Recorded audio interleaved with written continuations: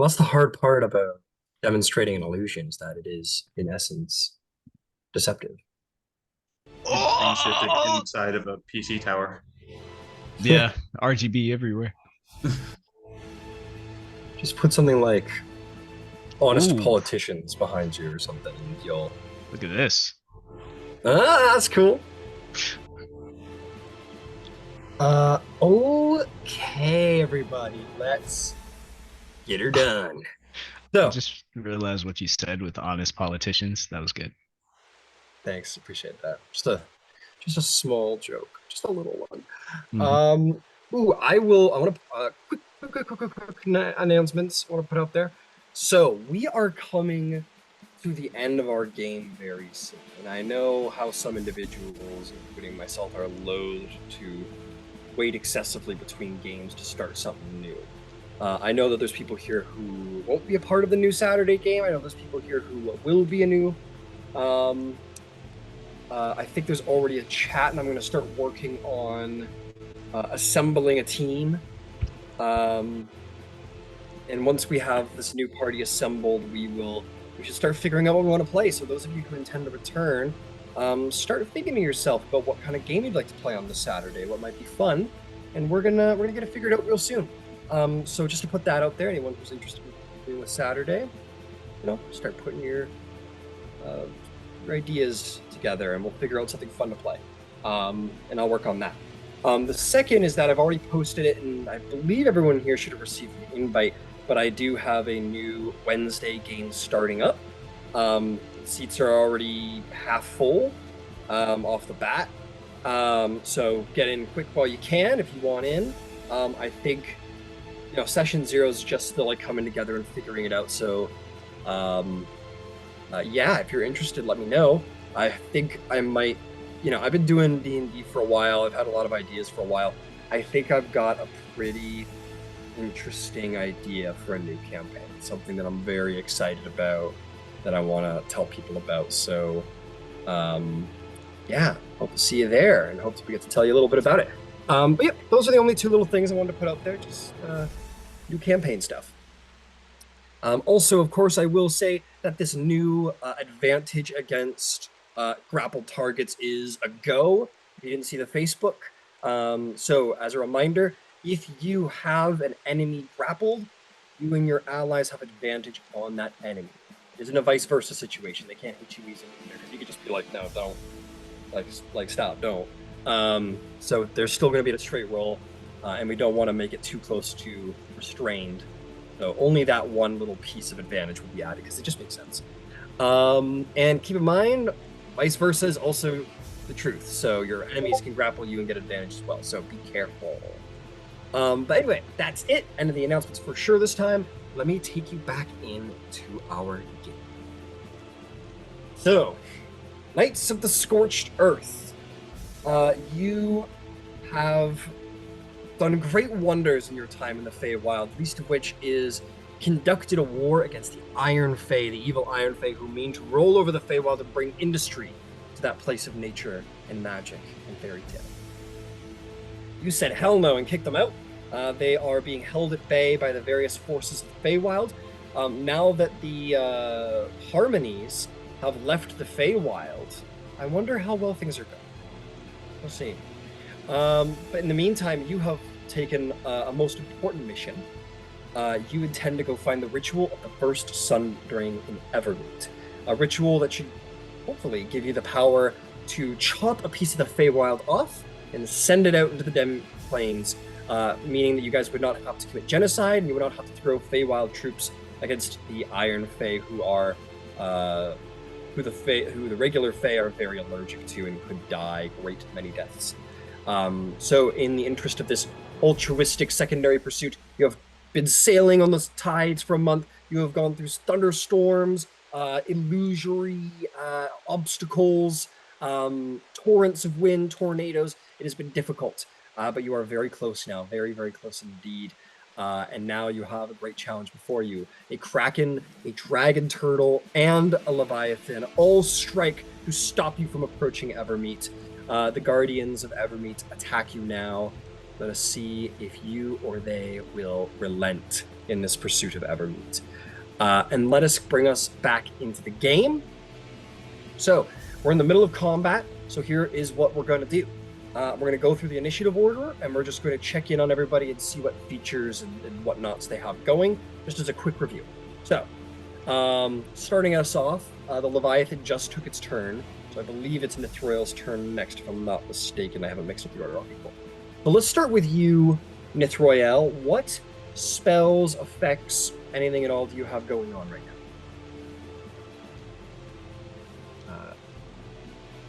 You are also below deck, as a reminder.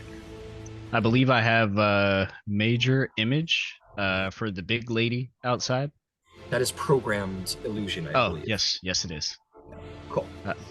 Programmed illusion, and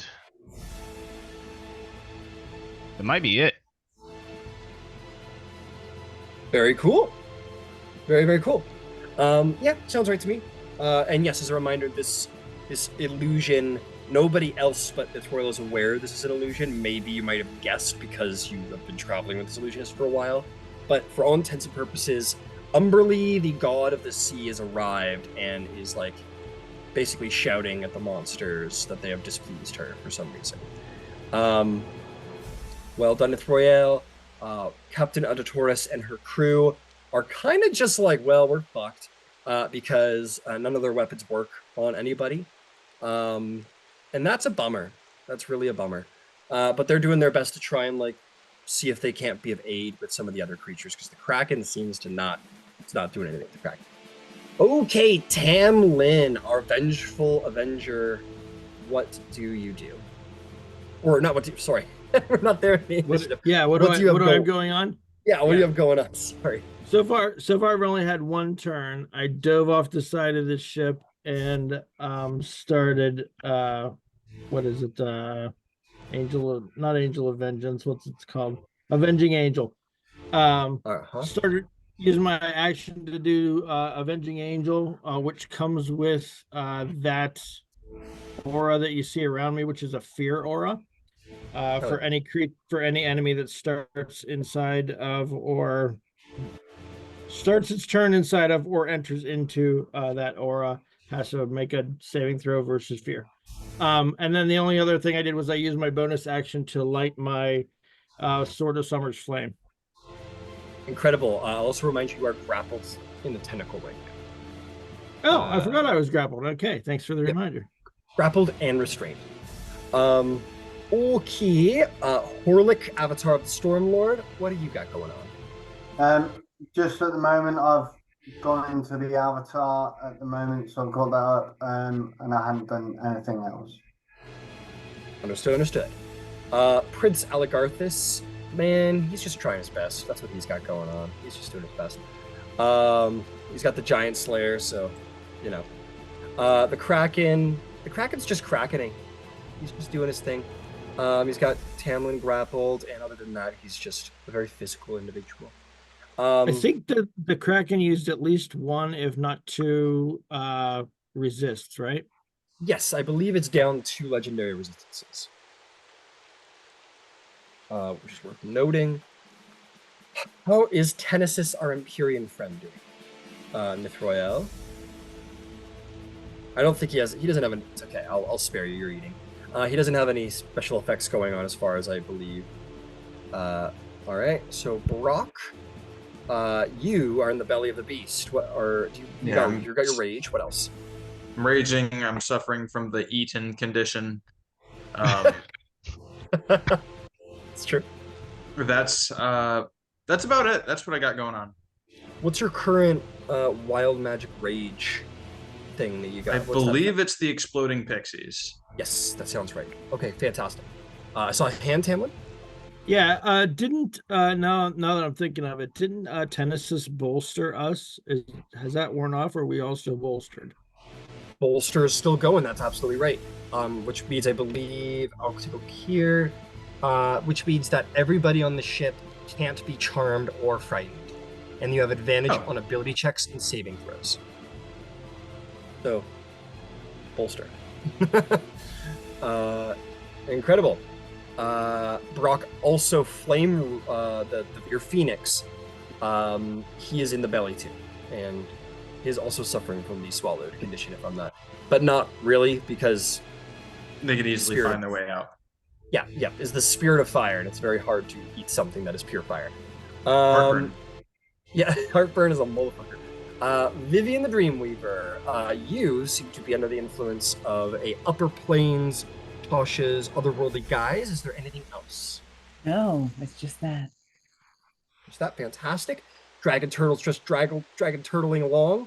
And Trixie, you have the dragon thing that you do. Is there anything else? Nope, that's it. That's it. Fantastic. And the Leviathan is just a big old physical creature. Doesn't have any effects going. Okay, that will bring us to the start of the initiative.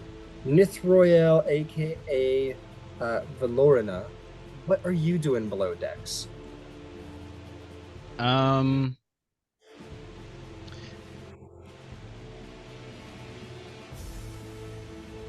With my malleable illusions, I can alter illusions, right?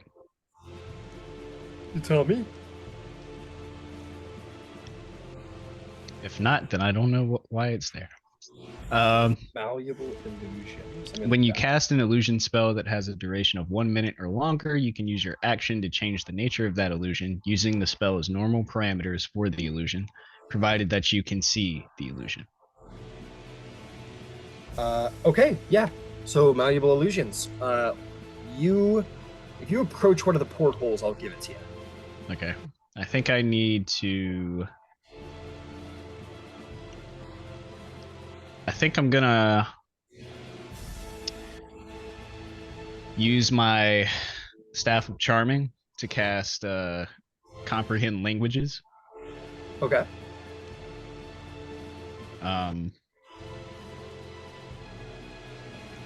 So that I I will can remind you that Comprehend Language is a very specific spell. It lets you understand words that other people say in different languages. It doesn't let you speak the language. That's a good point. Yeah, you'd want tongues for that. Very true. In that case, I will not be doing that, and I will. How wise has the Kraken proven? You're below deck. You haven't had a lot of face-to-face time. Make me. I'll give you two choices. Mhm. Insight with a higher DC, because you haven't actually interacted with it too much other than it smashing the boat a bunch. Okay. Or because you are a wizard, I'll say history or nature. Nature with a lower DC. Okay. I'll do a nature check. Got it. That'll be 23. What you know of Krakens is that they are incredibly intelligent creatures. These are not mere wild bestial creatures. These things have the wisdom and knowledge of centuries. They are the superior of any humanoid race in intellect and general wisdom. If you're talking about wisdom in the sense of like awareness, like the stat of wisdom, difficult to say down here, but what you've learned from your studies is that like it's a very intellectually powerful beast, charismatic, wise, intelligent. You expect that it wouldn't be a far guess to say that it is very wise in that sense as well. Very aware. Okay. Could I cast a Tasha's Hideous Laughter from the Demonomicon? You most certainly can. Yes. Sure.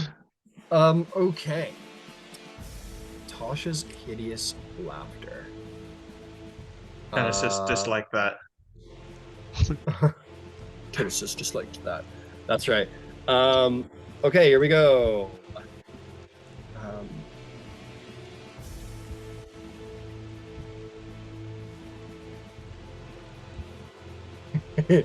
No, that's gonna be a lot. It's gonna be a 29 wisdom saving throw.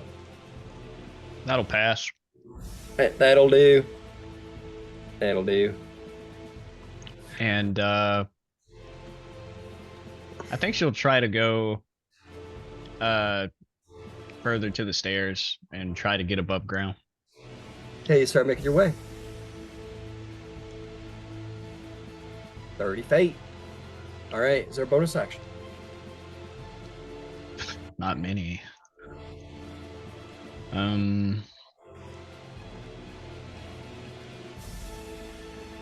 If I Misty stepped, You already cast a spell. yeah, true. Nah, I got nothing. All right, that'll bring us to Captain Editores, who is going to look at all them folks and say like, she'll say something along the lines of, like, to the various like deck officers. She'll be like, what will she say? Or he, sorry, what will he say? He says, well, we can't hurt the Kraken, so aim at the other ones, fire! And then they will let off the order, where they'll like say specific keys. They'll be like, aim for the dragon turtle, aim for the snake, fire, fire! And then like the order goes out through the ship, and there will be various cannon shots that are going to go off. I need to whip out some cannons, because this is going to be a whole ton of damage. Let's see here. Dragon turtle under the sea. All right. Who are we gonna say can aim? This guy can't because a big tentacle there. That's gonna be you, who's positioned right there. I'm gonna say 1, 2, 3, 4. I'll say 5 of them can make attack rolls.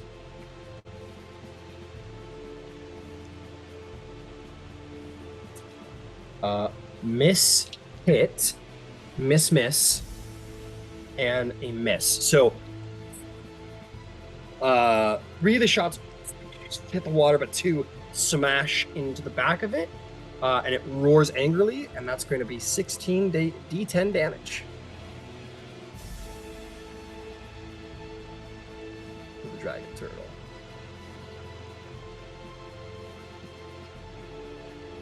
97 points of damage to the dragon turtle in this moment. First instance of damage, and it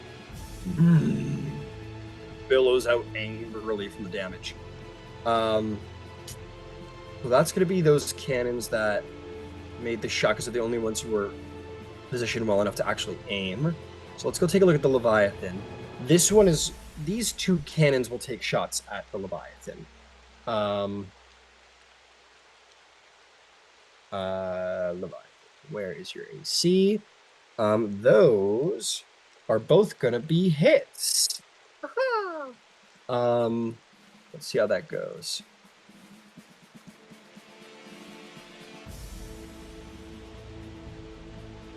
Allow the damage. 59, 58, that is going to be 29 points of damage. And the second shot was 49, which is going to be 48, which is going to be 24 points of damage, as they only do half damage. Both of the shots hit into its watery body, and it billows angrily, uncomfortably from the shot. Uncomfortable being probably. That is the ship doing its best to fire on who can be affected. That'll bring us to Tamlin. In the claws of the bad guys, what do you do?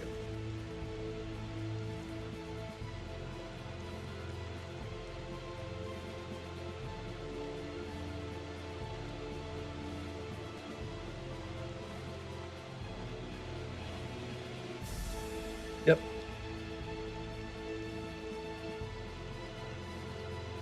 Yeah.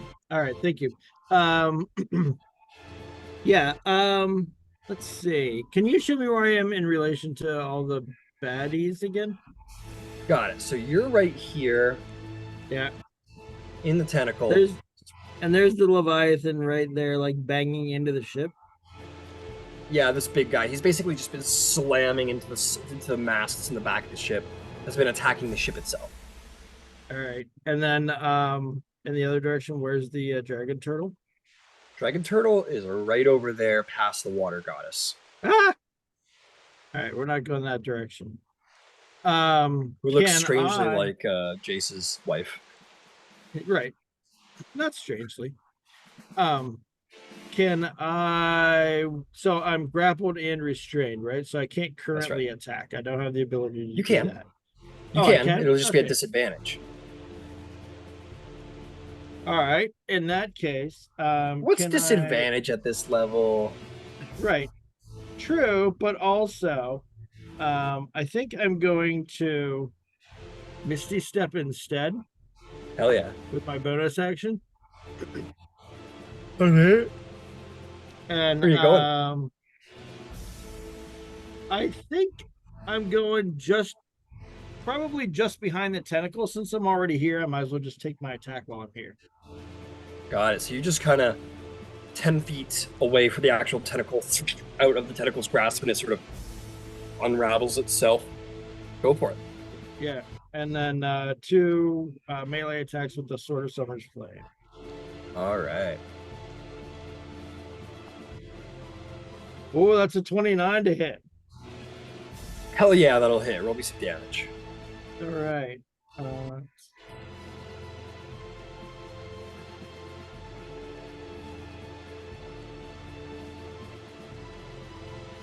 That's going to be oh wait, hang on. Is it slashing or yeah, it is slashing. All right. So 13 slashing damage and 11 fire damage.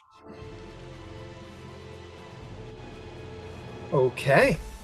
Yep, you appear outside and you bring the blade in and you slash hard into the side of the tentacle, though it is still going. All right, and then I got a 28 to hit on the next attack. Yep, that'll hit. And that will be 14 slashing damage and 7 fire damage. All right, 14 and 7. Fantastic. 2 big slashes as you take into these tentacles as best you can. It is a, it's still pretty strong. It's still, why do I have a werewolf? That's cool. You slash into it twice.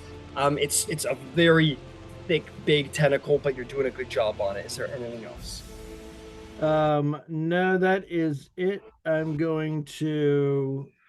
I've used my actions and my reaction, or my action and my reaction, and I'm going to not move from here, so I'm good. Understood.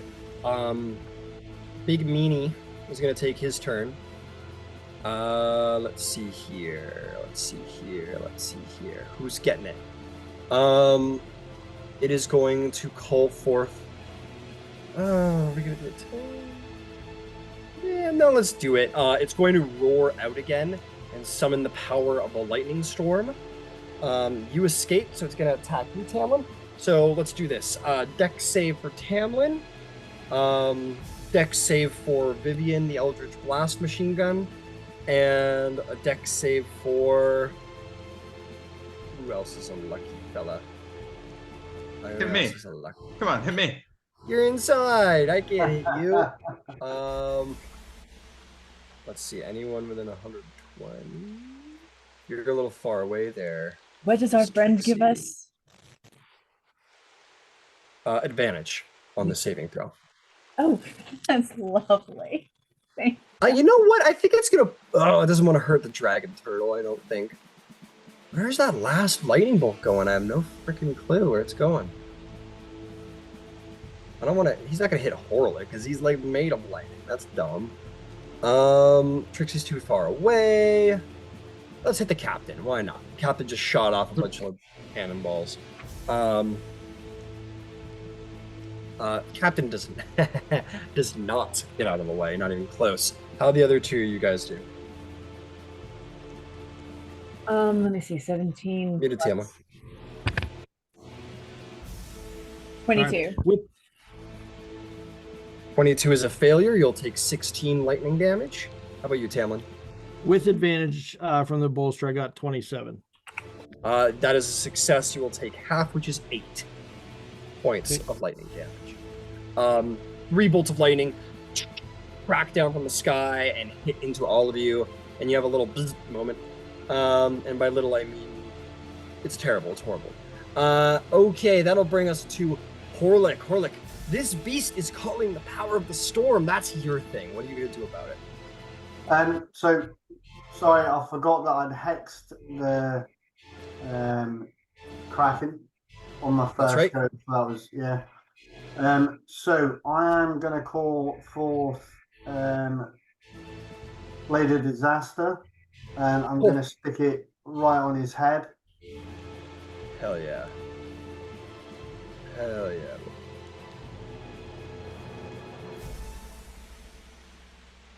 Let's see, get me a...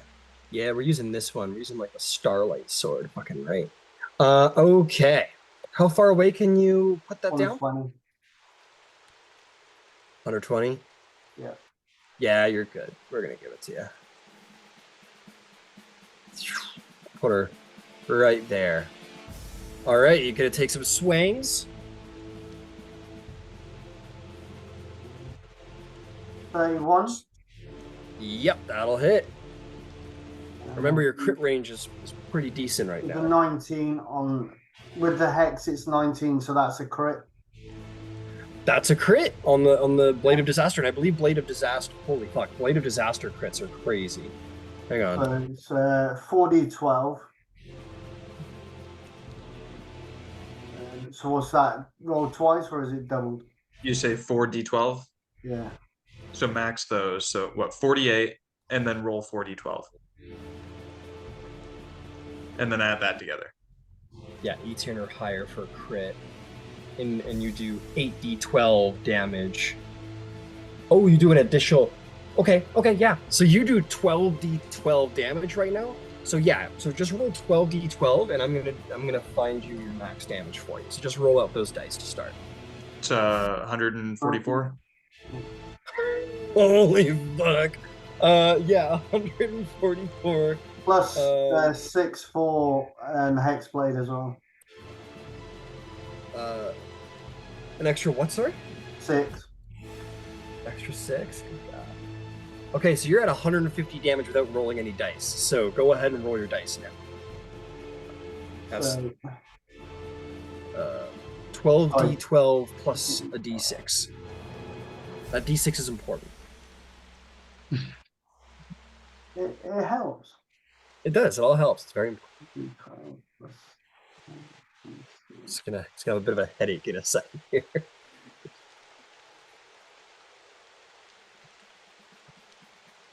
Counts it up. Hold on.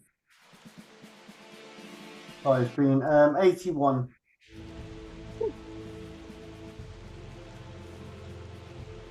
The Blade of Disaster appears like a fold of antimatter and swings like this Kraken has taken some incredible blows. This blade, this small blade, swings, and as it does so, the blade, almost with the momentum, extends to about the length of the Kraken's head and carves a huge sort of like armored, like exoskeletal, like fin right off the head of the Kraken and slashes that giant chunk off like a hot knife through butter. And its eye and the whole right side of its head falls off into the sea. Blood pours from its head, and you can see part of its brain sticking out from the skull that has just been perfectly sliced. And it roars in pain, and blood drips, and the entire water around him begins to just grow thick, dark red. This is a very, very bloody Kraken in one foul swoop. Go ahead and take your second attack. Second attack. As I believe you get 2 with Blade of Disaster. Yeah, you get 2, so maybe a second. Ah! Do it again. Unfortunately, I think an 18 doesn't hit, does it? Oh, an 18. An 18 does hit. I thought you said you rolled. I thought you were gonna tell me you rolled 18 on the dice. I was like, No. another crit. No, that will hit. That will hit. As an 18 AC. Usually relies on its hit points, but after like 230 damage in one shot. So is the Hexblade on the second hit as well?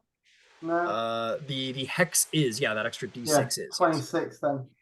26 additional damage. Yeah. Dang, dude, this thing was like, I got another couple of minutes before I should probably get out of here. Nope. So in your bonus action, as I believe, you take this thing from like looking pretty healthy, like, hurt, a little beat up, but still doing okay, to heavily bloodied. This thing is hanging on. Death is close for this creature. You feel the girdle sort of like rattling with thunderous energy.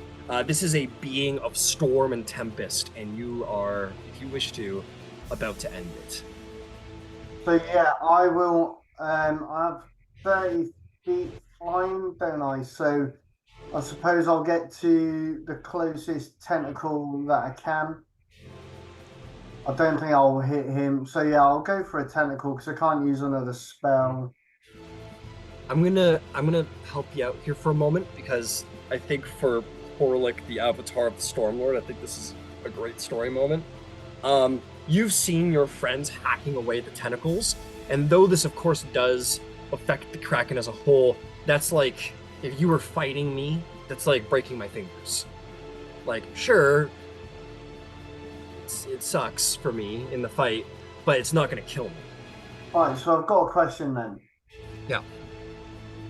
Because I know it's most probably going to be either immune or resistant. Can I use a charge on Thundeal at this point? Because it's... Or is that a spell? Because that's part of my pack weapon, isn't it? Yeah, let me go take a quick look. That's your pack weapon, that's right. This is the Feywild game. And what does that charge do? The charge, where is it? Charge, three charges, so it's a DC's save. No, that's not it. 3 charges, DC 16, regains charges during a thunderstorm. So you're, I can try. I can use it as many times while it's cracking the storm. Mm-hmm.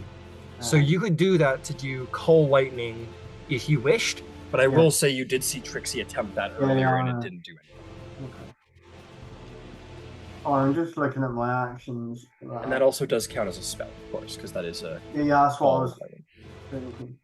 I'm just going to Eldritch Blast then from here at the Kraken's head. All right, hell yeah, go for it. Roll me 4 attack rolls. First one won't hit, that's a 15. 20 on the second. Hit. 26 on the third. That'll hit, yeah. 27 on the fourth. What was the last one, sorry? 27. 27, that will hit. So 3 of those attacks hit. Go ahead and roll me 3 instances of damage from Eldritch Blast.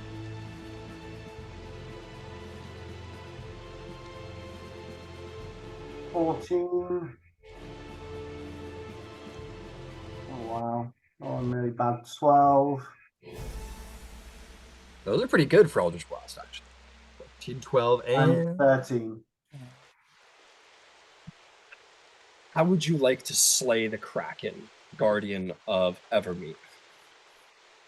With him using lightning against my part, the rest of the party and everything else, and thinking that he's got it, I'm just really pissed off. So throwing it out there and just saying, you are no avatar of the storm.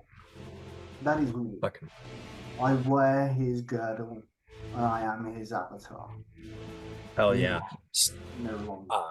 You guys see very Storm from the X-Men or Magneto-esque, sort of just like floating high above the battle scene, makes this proclamation. His voice booms like thunder. He says, "You are no avatar of the storm. I wear his girdle. I am the avatar of the Storm Lord."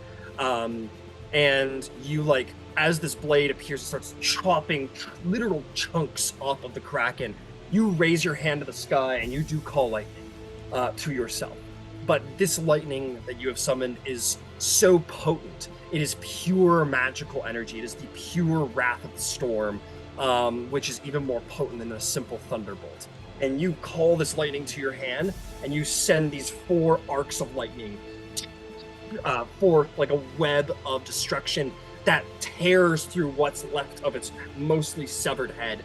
And the bolts just stab like right through the other eye, like through the neck, and like through the mouth and out the back of the head. And the creature's tentacles just sort of wave around for a second and then go limp across the decks of the ship, and just sort of glide from the great weight and fall off the side of the ship as the Kraken's head hits the ship and kind of, and then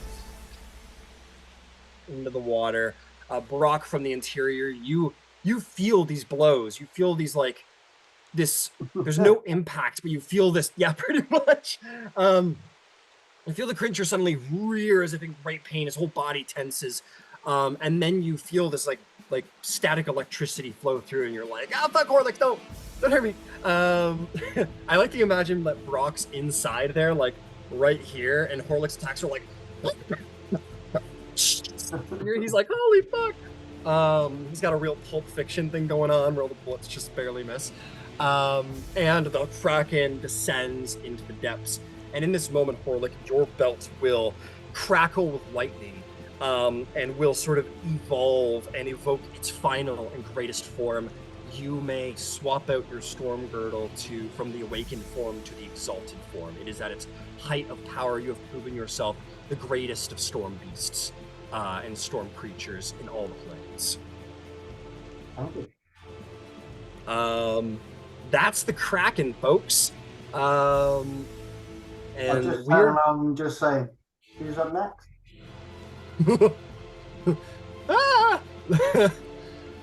Says all the other bad guys. They're like, "Holy shit!" So I'm just gonna make him look real dead for a second right now. Nobody minds. I gotta let that victory be apparent. Oh!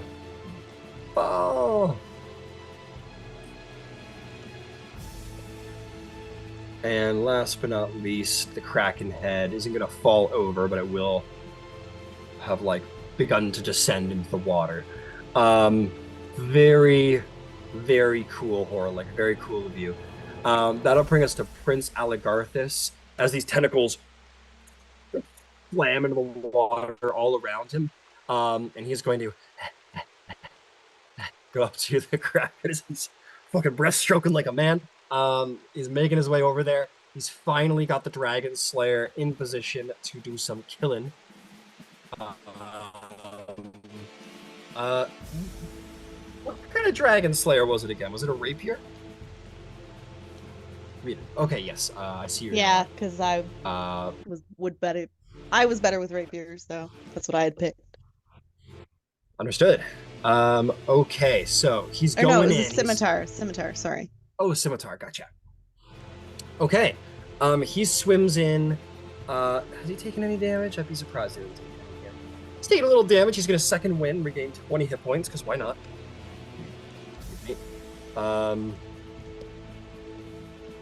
That was not enough help. Okay. Then he is going to make 3 attacks against the dragon turtle. Hold tight, because this is gonna hurt. Hurt the bad guy. I want to be like Brock and get swallowed. That's gonna be. That is going to be a hit. Yup, that's gonna be a hit, and that's gonna be a hit, and last but not least, that is definitely gonna be a hit. Hell yeah, all 3 hits. He is a champion warrior, so there's going to be quite a bit of damage here. That was a D8. So here we go. 1, 2, 3, and then gets the additional 2, 1, 2, 1, 2. And then from the actual Dragon Slayer, that's going to be 3d6 extra for each. So that'd be 1, 2, 3, 1, 2, 3, 1, 2, 3. Okay, so there is the damage dice going off. This is going to hurt. Big Bad Turtle's going to be very upset. Whew. So that's going to be 56 plus 15. So that's going to be 71 plus 3 is going to be 74 points of damage. Damn, Prince Aligarthus. Good job. Good job, man. Prince Aligarthus gets to the turtle and manages to like grab onto the side of its head and starts just like stabbing into the creature, and with every blow, like basically like almost like an earthquake, veins of slashing energy file out across the creature as he stabs 3 times into the creature. His great might as a warrior and the actual might of the blade do devastating damage to the turtle as it roars painfully, angrily, and blood leaks out of the side of its face into the water. That will be Aligarthus. Kraken is dead. What would Tennesis like to do with his turn? Royal Biblar. If you don't have the stats up, I'm happy to take control, but I've got it. all right, you go. What you're gonna do? Okay. I think he will fly up out of the water. Okay. Not very high, probably Like 20 feet. 10, yeah, 10, 15, 20 feet. Okay. Oh, does he want to like fly at 15 so he looks like he's walking on water? Yes. Hell yeah. He just sort of like, he's like, wait a second, I'm Jesus. And he kind of just like does one of these and like stands up on the water. And damn, that guy's in a precarious position. What damage is this?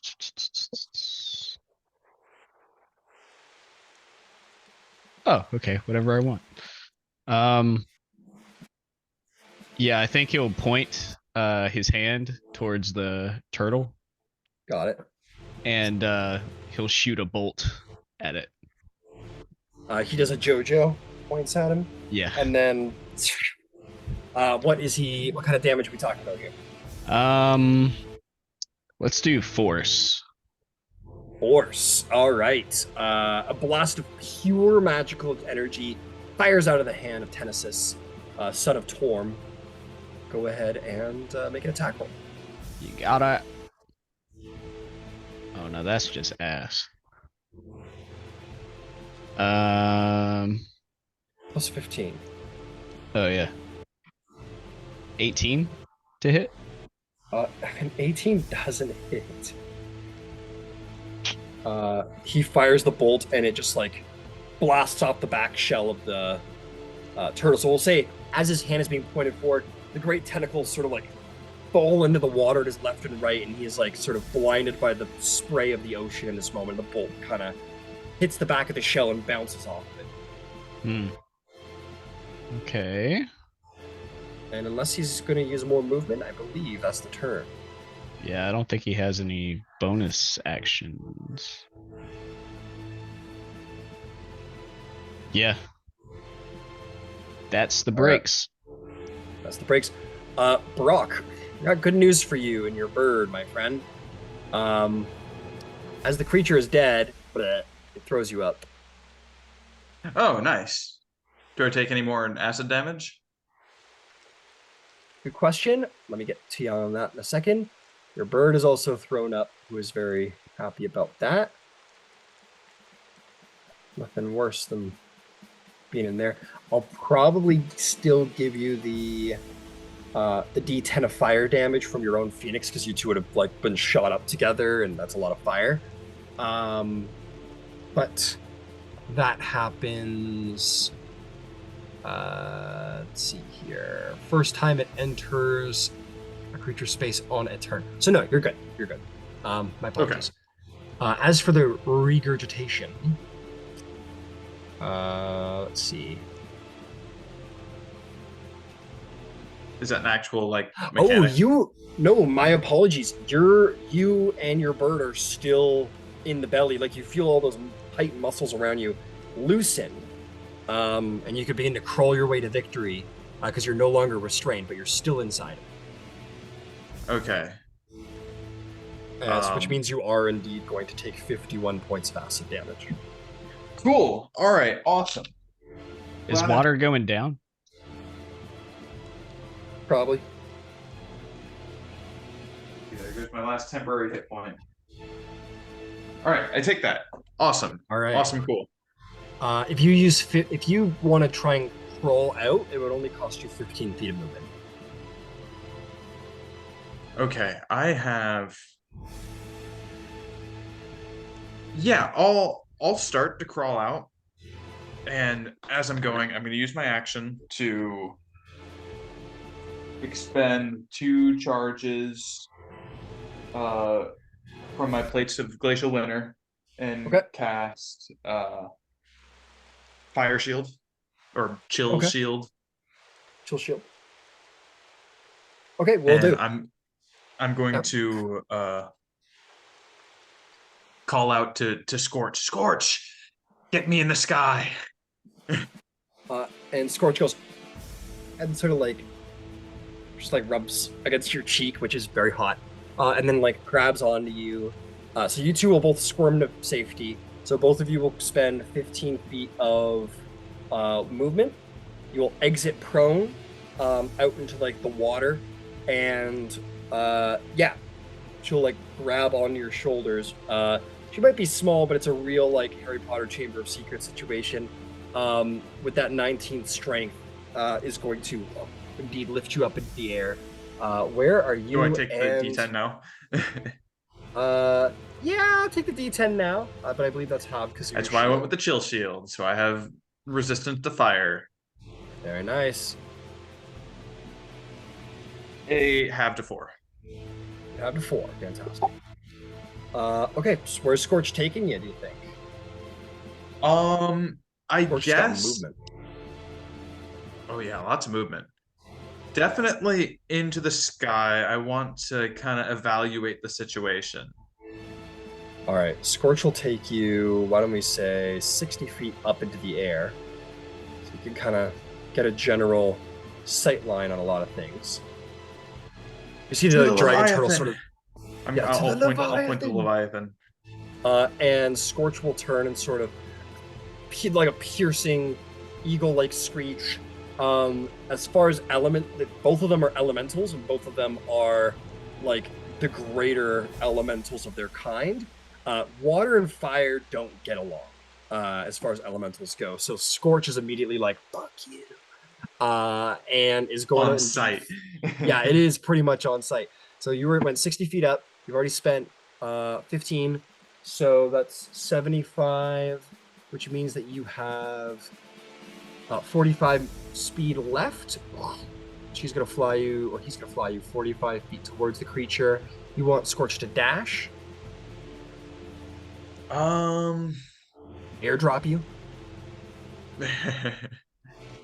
Actually, no, not yet. Okay. I'm thinking more of a flyby strategy. Okay. Let me see here. I have a bonus action, yes? A bonus action you do. You still have your whole turn minus your action and 15 feet of movement. Okay. I'm probably not going to use the movement. I'm going to stay on Scorch, but for my bonus action, I'm going to... I'll tell you what, if you wanted to use another 15 feet of movement, or I guess half your movement, if you wanted to use your other half of movement, you could have mounted up on the back of Scorch.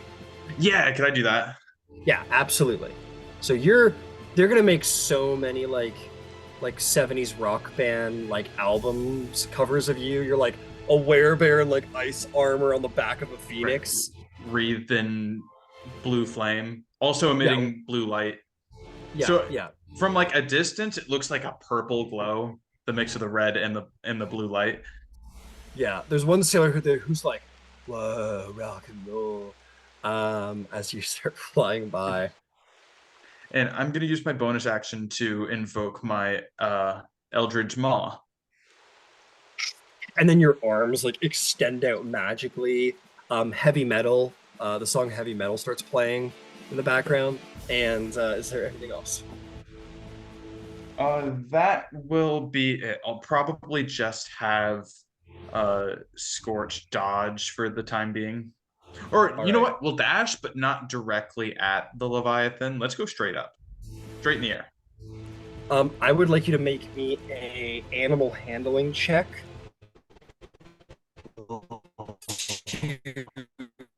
Persuade ancient enemy sort of feeling right now for your beast. Okay. The bolster does not account for ability checks, does it? It does. You will have advantage. Oh, excellent. Not bad. That'll be a 19. 19 will do the job. Scorch is transfixed on this great enemy, but you manage to steer her up. You want her to fly into the air the rest of her speed? Yeah. Woohoo! You gotta try and get above the Leviathan. 120 feet additional will get you right there. That's pretty high up. Perfect. Hell yeah, look at you. Fucking amazing. Okay, well done, Rock. That is going to bring us to Vivian the Dreamweaver. What do you do? All right, so how close is the Leviathan to me? That's the whole thing. The distances are effing me up. I'm not close to anything right now, am I? Still 200 feet away from Of course Vivian. it is. Of course it is. And how far is the dragon turtle? Dragon turtle's closer, if still a little far away. Well, you know what? Fuck it. Okay. But the dragon turtle is. You can run to it. You can get closer. Yeah, you can get closer. I We're can gonna hit say closer 100. to anything, but the question is, can I run to something and hit it, or am I just going to spend my turn running? So I'm 105 feet away. from the dragon turtle. Yeah.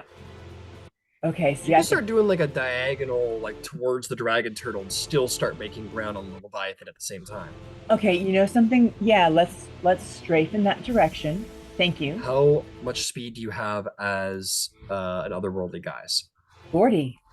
And I'm 40. Even if I'm like, yeah, and I'm flying at this point. 40. Got it. You want to go like right there, like right to the edge of the. Yeah, deck? no, that's fantastic. That'll be fine. I'm gonna hate that. Okay. Great. So you're right there. Just so you know what your distances are now. You're a lot closer. You're at 75 feet to the dragon turtle, and like 175 to the Leviathan. Yeah. No. That's great. Love this. All right. Well, sorry, I am looking for a spell. Once I find it.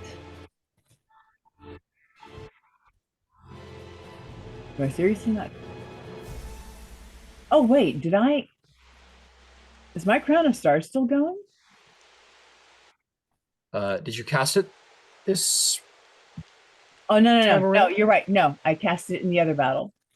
Okay. So I don't have it going on. Or if I did, I don't have. All right, you know something? Fuck it. We're gonna disintegrate. We're just gonna cast an 8th level disintegrate. Goodness gracious. Okay. Okay. Hold on. It's got 60 feet. I'm not within 60 feet of anything, am I? No, you are not. No, I'm not. All right. So I'm 75 feet out. Uh-huh. Great. I'm gonna move like I can't move anymore. So you know what? Wait a second. Do you have any? Are you a sorcerer in any sense? I am a sorcerer. Do you Can have distance? I don't. Oh, okay. I have careful, and I have quicken. Got it. But yeah, no, I don't. So, you know what? I'm going to take the dodge action. The dodge. You have Eldritch Blasts. You sure you don't want to do a little? But you know something? No, those are 120, right? So I can still get those. Fuck it. Yeah. No. Thank you. No problem. No problem. I will very simply throw out 4 Eldritch Blasts because I can. Hell yeah, go for it. So I'm just gonna roll So- 4 dice at once. What's a warlock without her Eldritch Blasts? Exactly. It's what I'm saying. Oh shit. Just what so- I am saying, my good lad. So I roll these at a plus 11, and my lowest was an 11. So the lowest score that I have here is a 22. Then all 4 will hit. A 22, a 23, and then an 18 and a 19 on the dice. Yeah, you're good. Go ahead and make the 4 instances of damage. 11 plus 11 is 22. 11, Plus 15 is 37. 11, Eh. 15, Plus 6 is like what, 27? 6. All No. right. 30, 36, yeah. It's all good. I got him. I got the individuals. Perfect. You're totally good.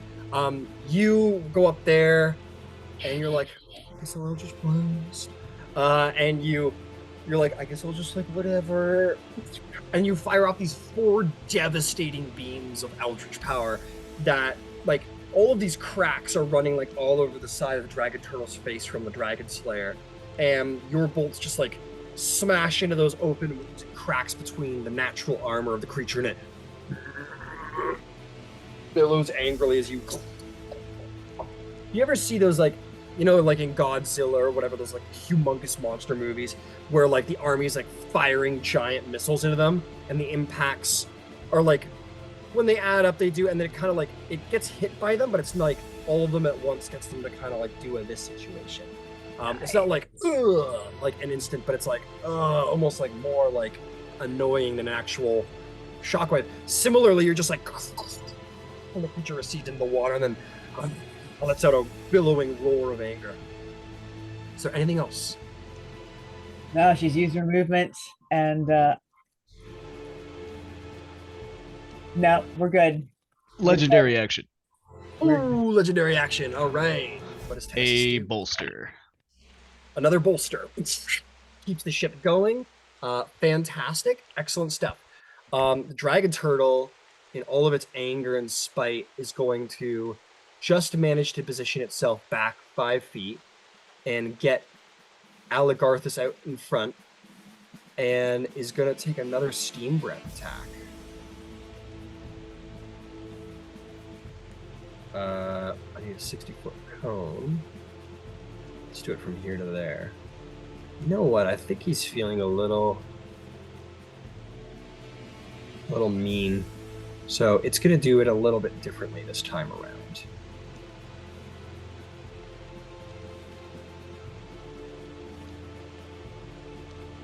Actually, I don't think it cares terribly about Aligarthus, but it is going to do one of these. I think it swims past Aligarthus, as Aligarthus is like hung onto his face, and that's really hard to deal with. And it's going to just swim forward, like right into Tennesis's face, as if to confront Tennesis in melee, and is going to just let out a steam breath right in Tennesis's face.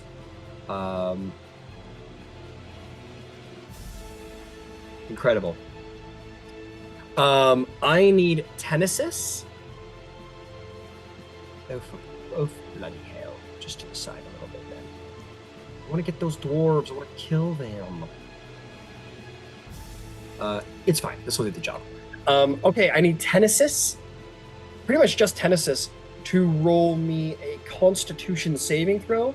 And these great many sailors are going to roll as well, as the steam breath is going to hit the side of the ship.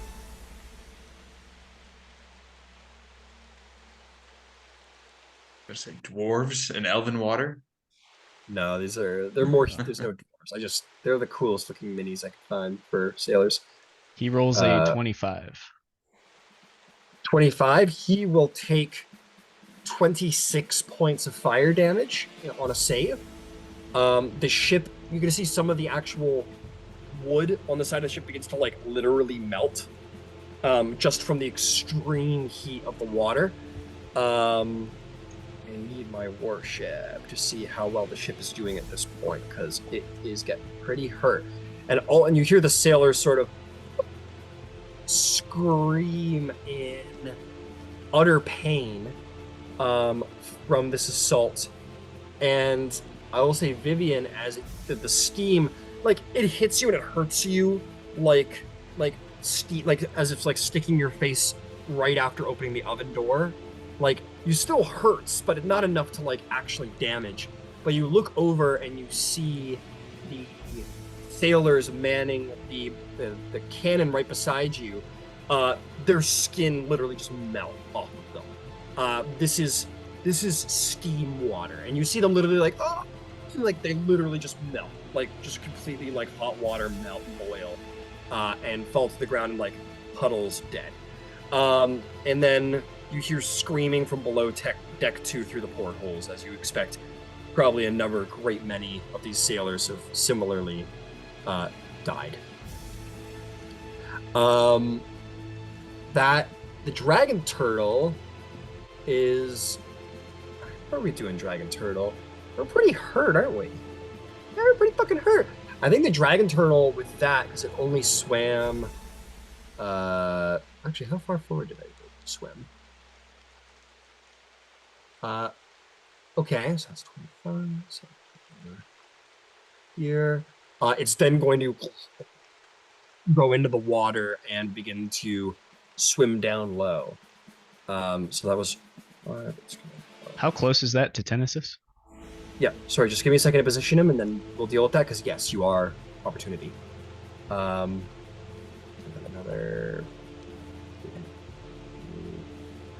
Yeah, the dragon turtle then goes down. I am going to say, from just like the sheer displacement of water, Eligarthus gets pulled in as well, because that is a big amount of water to just sort of like get vacuumed under. So Eligarthus is like pulled in by the tide. Mm-hmm. He's strong, but he's not that strong. Yes, take an opportunity attack. Nithroel. All right.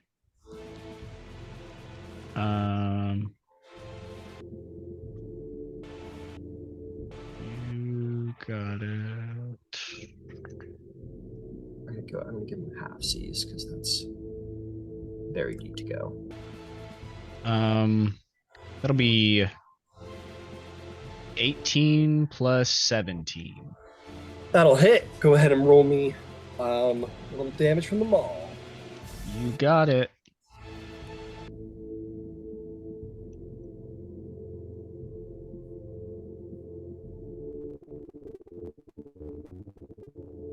That will be 35 damage. Ow. You bonk that turtle on the head. It is bloodied. It is hurt, and it begins to go under the water.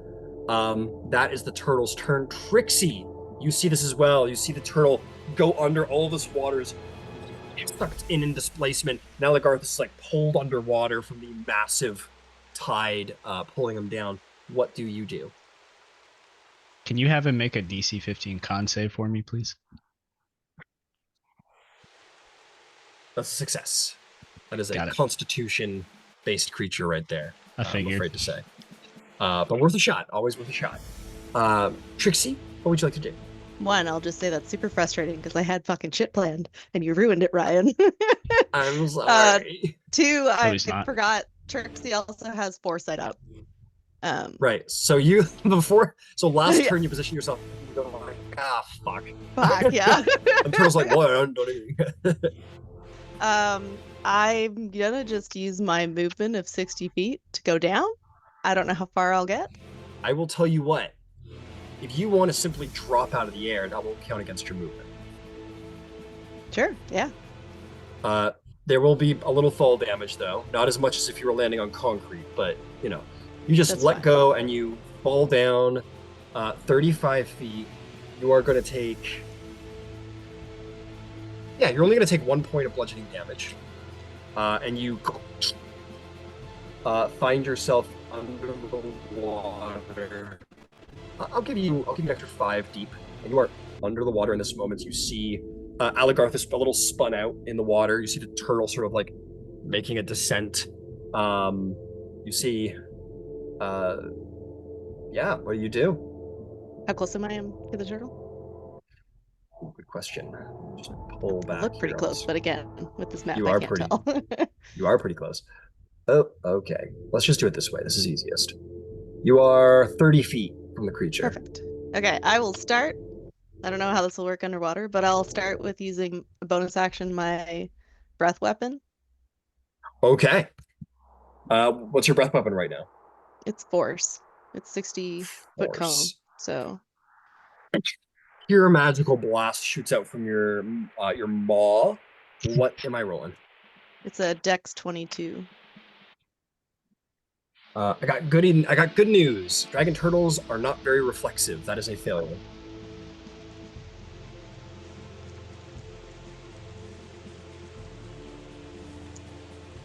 $31 damage. Oh boy, 31 damage. Okay. Yeah, it just eclipses over the back of the open cracks in the shell where the cannonballs hit. Just starts melting through its skin underneath. Is there anything else? Can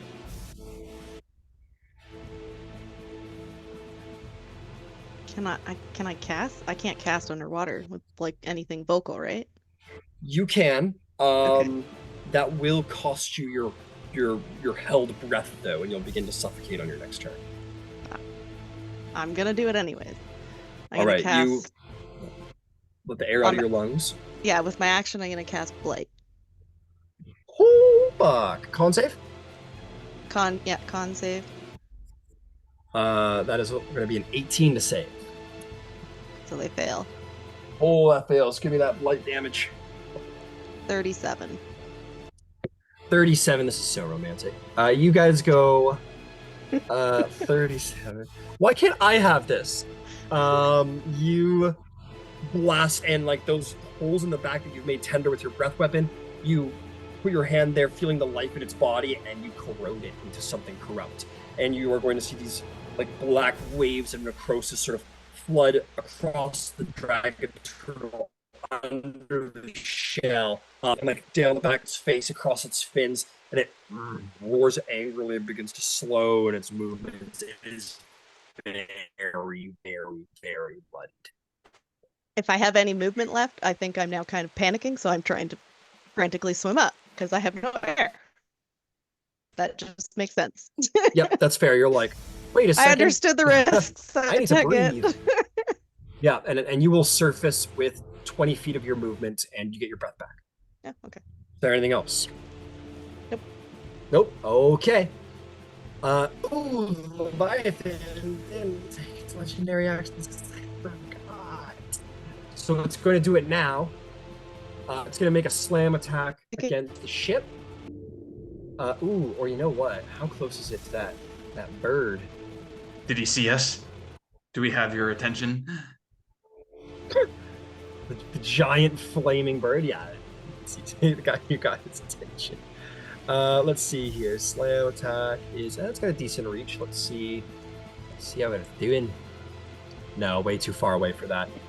It is instead going to just slam against the sails again. Or actually got shot by the cannon. It's going to slam the cannon. That is going to be a 16. The armor class of a cannon is a 19. It slams its body into the cannon, but the cannon survives. And that'll bring us to Leviathan's true turn. It sees the Kraken dead and kind of sort of almost laces itself around the back and kind of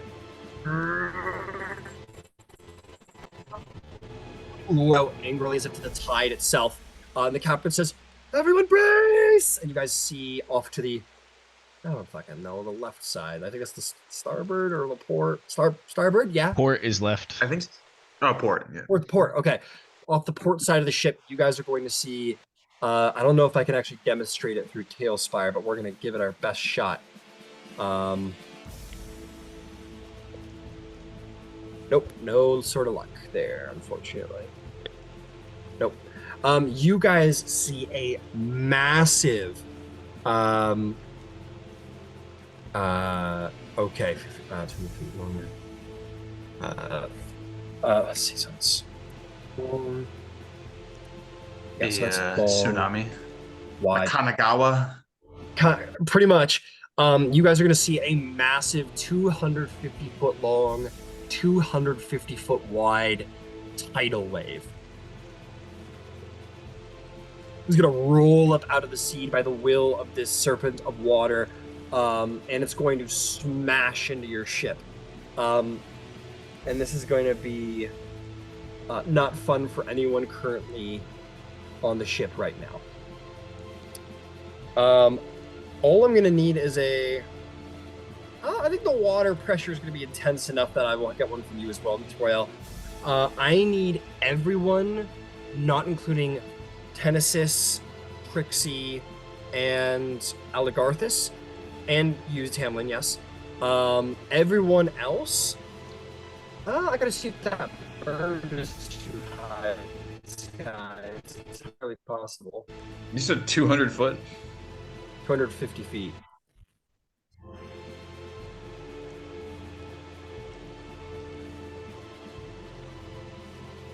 That's a big wave. That's a big old wave. I think it's supposed to either it's gonna hit the ship. It's fine. Big wave hits your ship. Crests just at the wrong moment, slams into your ship. So yeah, that'll include you guys. So anyone off the left side of the ship, you're gonna be fine. We've already named who those are. Everybody else, strength saving throw, please and thank you. Save. Everybody bolstered? Everyone's bolstered, so yep, these will all be an advantage. Oh, no matter what. I got a 29 Indomitable. What kind of saving throw? Strength saving throw. Thank you. Oh, wait. That's for... Is that for saving throws? Let me double check. Indomitable? Yeah. Okay. I think the thing where if you fail a check or something, and you roll below 20, then that's when your other thing. No, that one's just for checks. Indomitable Might's just for strength checks. My bad. I thought you were talking about the fucking fighter. The fighter feature. Yeah. This is the barbarian 24 one. for me, Ryan. 24 is a save. You're gonna take 30 points of bludgeoning damage. Okay. 2 seconds. But you are not knocked prone. Who else? Who else got a number for me? I got a 17. A 17. You are Same. there is no saddle on your mount, so you're going to be knocked off of your mount. You're going to take 60 points of bludgeoning damage, Brock, reduced to 30 because you are raging, and you are going to fall off of your mount. But this is all non-magical, so it doesn't fucking matter to you, does it? Oh, so I don't take any? Yeah, you're a werebear. You don't give a shit. Awesome. You're gonna fall 150 feet out of the air, and you're gonna get hit by the biggest tidal wave this world has ever seen. Fall 150 feet out of the air. Frankly, I think you're gonna smash through the top deck because that is a lot of weight. I think you create a hole in the fucking top deck and go right down below, and survive entirely, pretty much unscathed from that anyway, which is hilarious. I get my head stuck in the deck. Yeah, your legs are just like kicking the top deck. Okay. I got a 17 as well. 17 as well. I'm gonna go look at your position below deck. It should be like right at the stairs. Oh, I need to you're roll right on at the the scores too. Yeah, you do. If not, getting there. I'm gonna say, Nithroyal, because you're not right in front of the porthole, I am going to be merciful and say that there is a benefit to being this far outside of the battle. You will just be knocked prone. Okay. You get rattled around pretty heavily down there, but you're just not prone. Damn. You know what? I'll give you the half. 22, understood. I'm going to give you the half damage anyway, because that's just... You should be taking full damage, but I'll give you the half damage because the ship is like hit so heavily you go flying against the wall and smash your head or something. Yeah, that's what I was thinking. I will give you the 30 damage. Okay. But that will still be halved because you're below deck. Flame or Scorch is definitely going to be hit by this. And is... Let me just check some stuff real quick. Is going to not it's handle resistant this quite to as well. magical bludgeoning. Absolutely. And it's immune to the prone condition. Got it. So if that's the case, is just gonna take 30 points of damage. Okay. Because of resistance, is it knocked prone? So it gets hit in the wave, and then kind of the spirit of fire sort of immediately evaporates all the water around it, just flares back into its phoenix form. Not knocked prone. That's the Leviathan's turn. It's all, and I'm not even going to deal with the deck crew. I'm going to say like half of everyone below deck is unconscious. Anyone who's prone is out below deck, which is probably, we're just going to say is like most of them. Anyone above deck is dead, plain and simple. Excluding the captain. The captain seems to be alive, if bludgeoned pretty heavily. But everyone above deck is dead. Aligarthus. Aligarthus is below the waves of the dragon turtle, so he's okay. He didn't get touched by the waves. Okay, them's the Leviathan. Nithroyel, you look around at your fellow crew. There's too many people to really deal with. But we'll say, like, I don't know, you see like a whole... We'll say everyone against this wall on your deck is like their head's cracked open, or their leg is like off, or some crazy bludgeoning situation. Pretty much everyone against that wall, maybe one or two against the back wall. What do you do? Wow. You're like, oh, good, the Kraken's dead. And they're all like, yeah. And then suddenly the whole ship just is like lurched, almost capsized. What do you do? Shit. I will... What's above this deck that I'm on? That would be... Hopefully it's the top. It is not the top, I'm afraid. That would be the... Son of a bitch. That would be the mid deck. Upper mid deck. It's a big old ship. You got any teleporty stuff? I don't think so. You have the teleport spell? Yeah. It's a big spell, but that saves you a number of turns and you're up on the deck.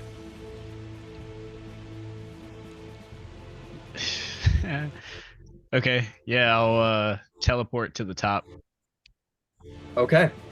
Anywhere in particular? I'll teleport towards the back of the ship. All right, so you kind of appear right here and sort of tumble onto the deck here, where you look around and you see like it's worse than below deck. Everyone's like, people have been ripped apart by this wave.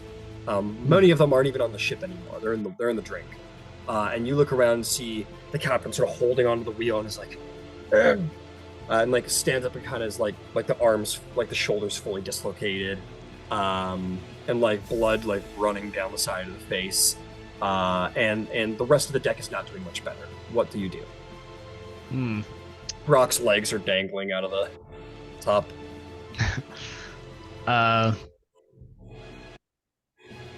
Well, it would seem that this is not going as well as below deck. She kind of like, yeah. She double takes you. She's like, oh, well, thanks for showing up. Believe me, I've been trying. And I use my action. Mm.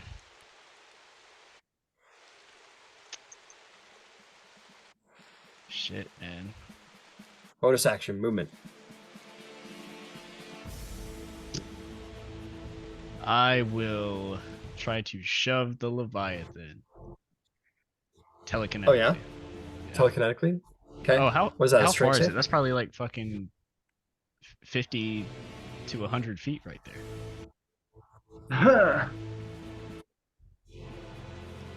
60 feet 60. as its head's craned back. Yeah, I can't even do that. It's over. I'm done. What's the range on that? 30. 30. It's fine. Go for it. This thing's close. Its head cranes in for a second. It's fine. Go for it. What do I got to roll? A strength save. 15. That fails. Let's push back 5 feet. Yeah. So it kind of lurches its head towards the back, and you kind of push it. It goes, kind of, and you basically gave it like a flick on the nose. Is what that was, and it kind of like it gets hit back like 5 feet, and kind of like does one of those, like you flicked a dog's nose or something. Yeah. She'll point her finger at it, like, stop. Dude, make me an animal handling check or an intimidation check. It's your choice. I'll do intimidation. Yeah, do it. Hit him with the Caesar Milan. Yeah. Yep. That'll be a 21 intimidation. It goes, so you're kind of like on the nose, and you're like, stop. And it goes,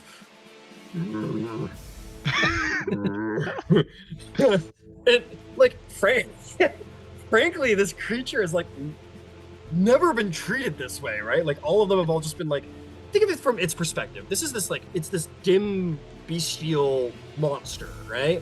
And everything it's ever confronted of your size has always just been, like, just basically, like, screaming ants. Yeah. So it's like, shut up. You know, that's basically been its whole thing. Mm-hmm. So for the first time in its ancient, like, hundreds and hundreds and hundreds of years of life, like, very direct, like, not scared, like, put me down. Like, yeah. just Hermione. gets, like, flicked in the nose, and it kind of, and it bellows like the depths of, like the whales in the depths of the sea, but it's sort of like,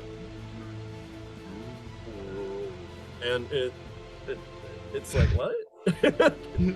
You do get, it's like it does get intimidated in this moment. Is there anything else?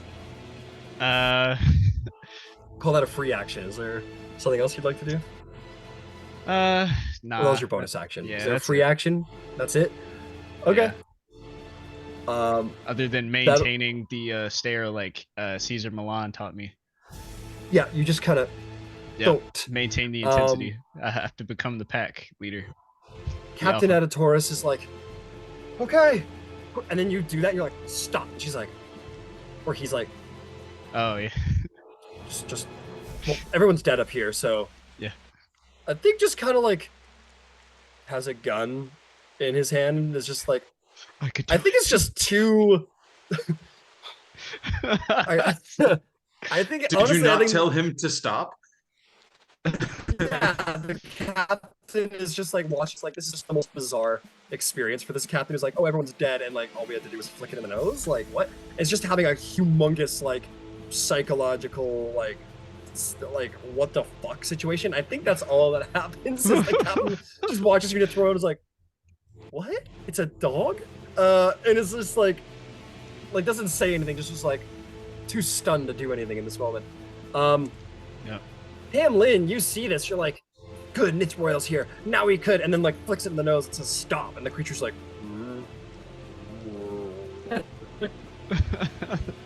Start showing its belly. trees are talking. Huh. What do you do, Tamlin? No, I'm really not sure what's gonna happen. So, it's like Neither like am I kind of want that to be good enough. I was gonna attack it, but I don't want to like break up their little moment now. So I'm definitely Don't gonna kill my fly dog. towards it. Okay, I'll tell you what. Why don't we hold the situation at the back of the ship for like narrative purposes? Yeah. And we'll continue on the initiative. So Tamlin, you're involved in that. I'm not going to say your turn has happened yet. I'm doing a modified turn hold plus turn continues whole bullshit thing going on. Sure. So Tamlin will hold your turn with Nithroil and the captain. Horlick, I assume you want to continue to be involved with the dragon turtle? Yes. All right, so let's take your turn. What do you want to do? Well, first I need to do a con save for damage I took for the bladed disaster. The damage. The Kraken's dead. No, from the wave. Oh, right. Yes. Yeah. Please do so.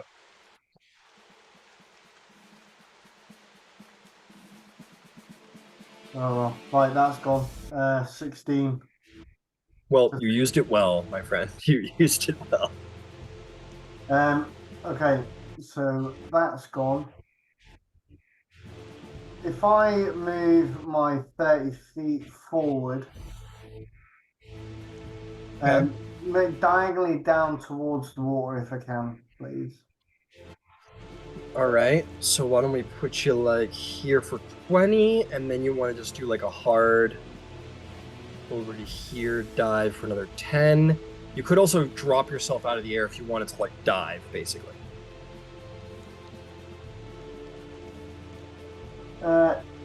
Yes, because I want to see how far I am away from the dragon tail, because I know he went underneath, didn't he? So I'll tell you what. We'll hold your last 10 feet in case you need it. So the moment you go over the side of the ship with your 20 feet, you can just like let go of your flight ability and just dive into the water. So you dive off the side of the ship. That's... Oh, okay, right, sorry. Yeah, you dive into the water. You're going to hit the water at 50 feet. You are going to take 8 bludgeoning damage because that was a crazy dive. But you make it under the water. You have 5 feet left because swimming is difficult terrain. And you are... Here, let me try and get you a perspective, Horlick. So you're right here. You see Aligarth is floating above, sort of like catching himself in the spin out above the dragon turtle. Trixie sort of kicking up at near the top. What do you do? So how far away is he from me, the turtle, roughly? Turtle is... we're going to call that 55 feet.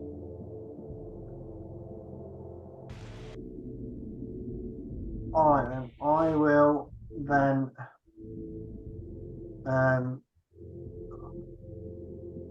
I place a circle of death around him, but not catching Aligarthus or Trixie?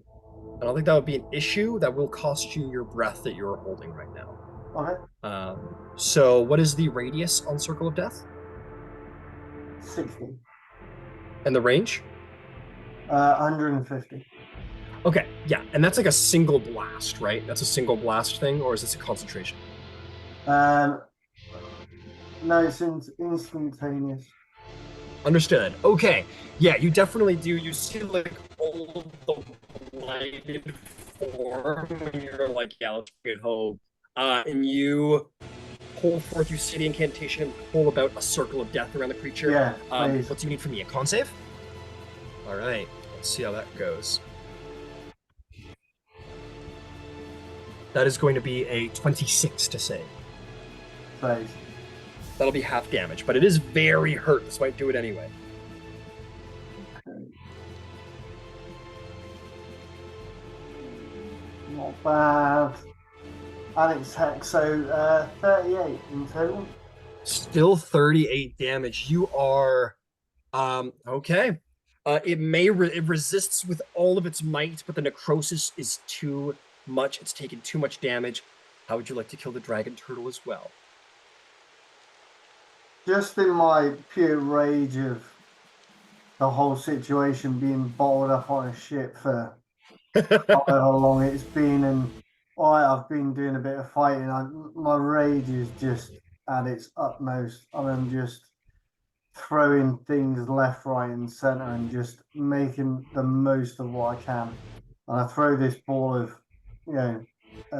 circle of death out, and I just wishing it dead. Got it. Everything around me. You spend the air in your lungs to bring death to the sea.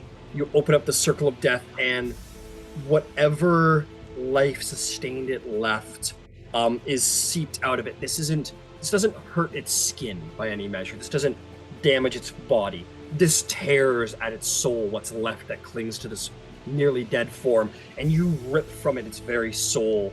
And this creature, this glorious ancient old dragon turtle, is no more. Your enemies lay slain at your feet, or like you are truly the master of the storm.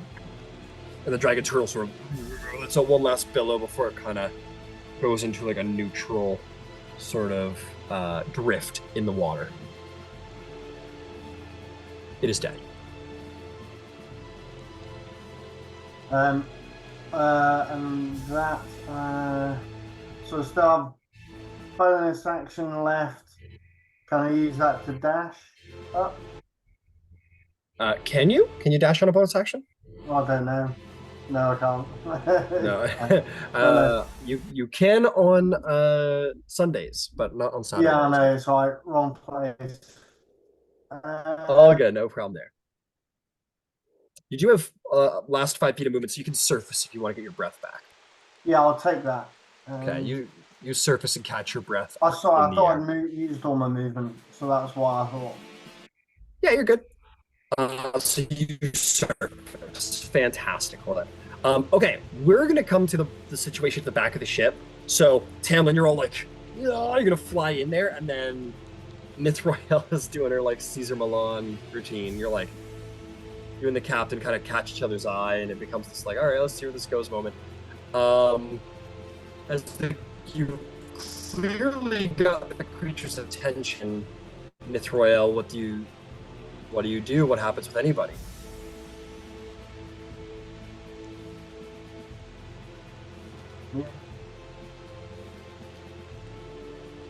Yeah, sorry.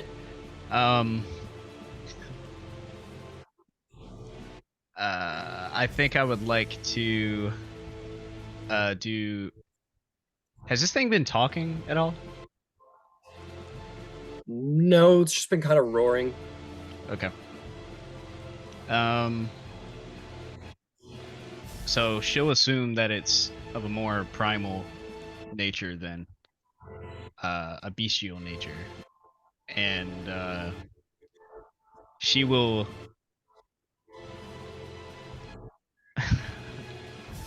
I think she will.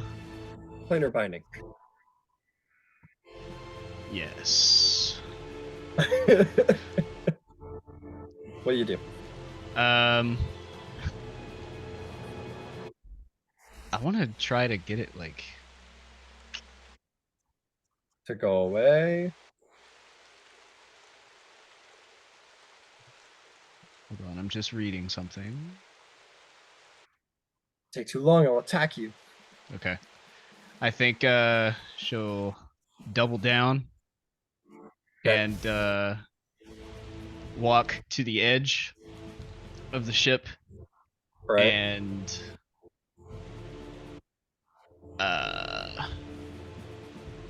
she will. How far down from the edge of the ship to the water?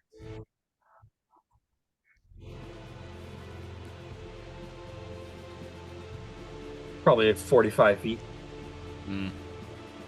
Okay, yeah, I think she'll gesture for it to come here as she puts her hand out, overturn palms. All right. Make me another animal handling check. Or intimidation. This one's more animal handling because you're offering now. You're not, You're not being authoritative. You're offering.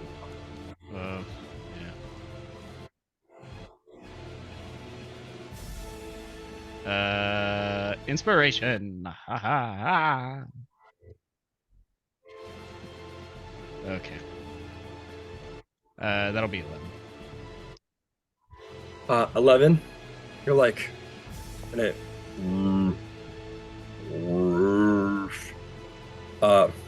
then it's going to like rear its head back and let out like a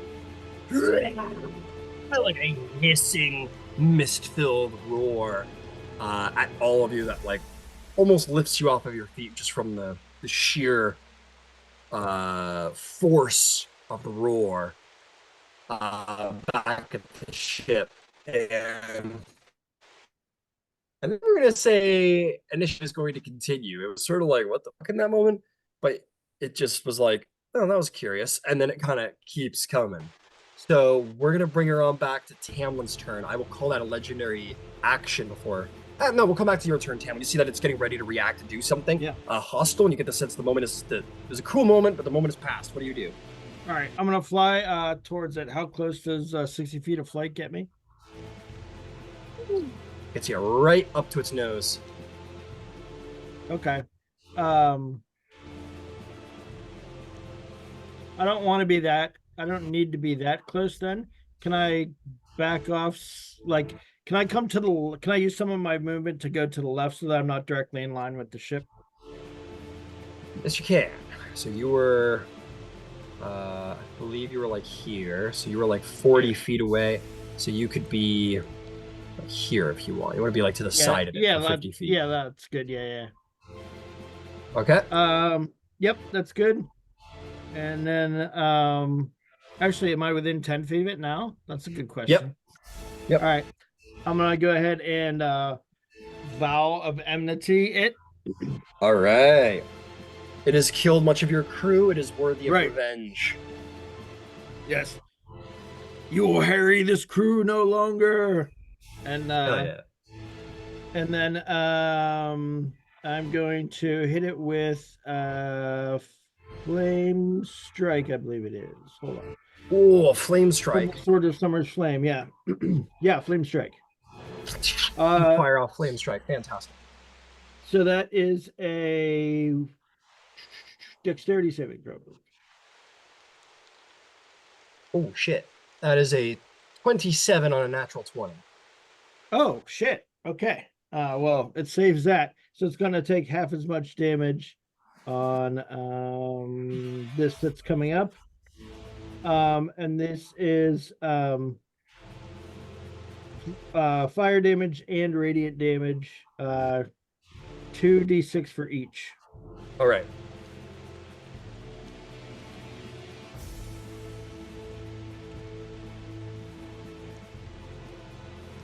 Uh, 18 altogether. 18 altogether. All right. It sort of roars and it gets hit in the side of the head again. It is angered by that. What do you do? And what about this aura? Yeah, I'm good. I'm gonna hang with it. I'm gonna keep it in the aura. I think it's when the creature first enters the aura or starts its turn within the aura. I don't know if I can move myself into a space to make it do that. Can I? Oh, it's already in your aura. Yeah, okay. All right. Then it's got to make a, I believe, a wisdom saving throw.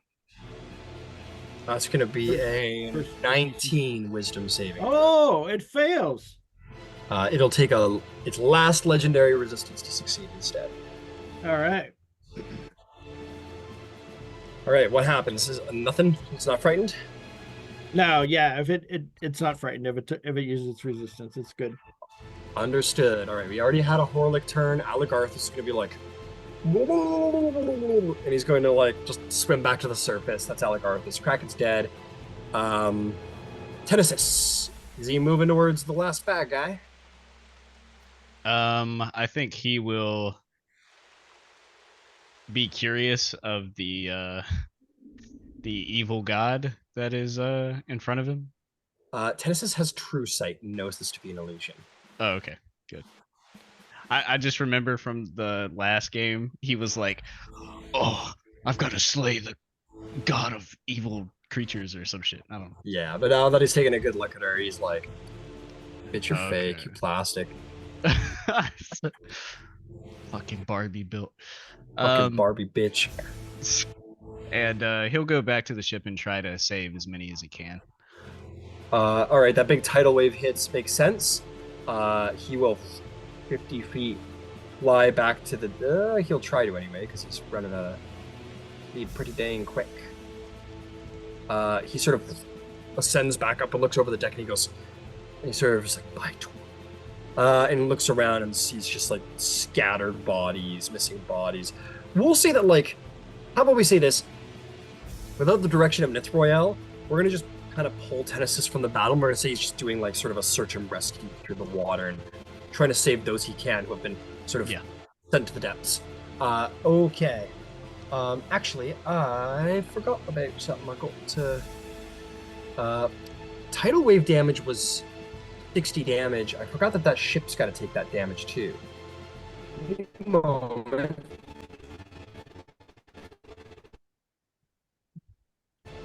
Your ship's looking a little hurt, friends. Your ship is still. The actual hull of the ship is still together, but it's starting to creak. Like, it's hurt. It's taken on water. This would be like a half-destroyed ship at this point. With that said, the sails are gone. The masts have fully fallen over. They've fallen in on themselves. The ship has no capacity to use the wind to its advantage at this point. You are just sort of sitting in the water unless you can find some other mode of propelling the ship. Okay, so Tennesis just goes through like a search and rescue venture. Rock Meadowbrook, you pull your head out of the deck. Yes, I do wish to pull my head out of the deck. You do so, you stand up for half movement. I'm none too pleased about being annihilated by that tidal wave. Okay. I think as I'm pulling myself out, Scorch is kind of acting independently. Yeah. And being a big dumb bird, they're probably attacking this water creature that's probably immune to fire. Certainly. We'll handle you first, because technically Scorch will go at the end of your turn, because you were mounted up and allowed the sort of interweaving of turns. But in this moment, it is your turn, Brock, and Scorch will do its thing after. Oh, also, I have the athlete feat, so it's only 5 feet to stand up. Hey, very nice. Okay, you just pull yourself out of that deck with ease. Yeah, and I missed all of that Caesar Milan stuff, and I'm just mad at this water beast. So I'm gonna run off the deck and dive into the water. Okay. Are you running? Well, are you running like towards it like this? Is that the idea? Yeah. Okay, so you got 40 feet of speed? Yeah, I do. Okay, so I can't go that speed. far. I want to put something to you, Brock. I want you to roll me a little. Let's call it a. You know what? Yeah, let's call it a. This is a very unique survival check. A deeply unique survival check in this moment. Survival? Am I still bolstered, or did that run out? Still bolstered. Oh, nope, that ran out. So survival or nature, I'd give you nature too. You give me what for nature? You could roll nature if you wanted to instead. Both are good, but survival's slightly better. Okay, got it. And 17. 17. You've been out in the elements, and you know that this creature is the pure embodiment of like water. You are covered in ice. You don't know, it would have to be a bit of an experiment, but a creature whose body consists entirely of water might not function too well when frozen. This is very true. This is good to know. And I think I have something for this. I just have to. Investiture of Ice. Investiture of Ice. Okay. So I you, believe that gives me an ice attack. let me go and take a look too. This will cancel your shield though, as a reminder. Will it? Is the shield? It's concentration? Or no, it's not concentration, is it? It's not concentration. It lasts for 10 minutes. Sweet, then you're good.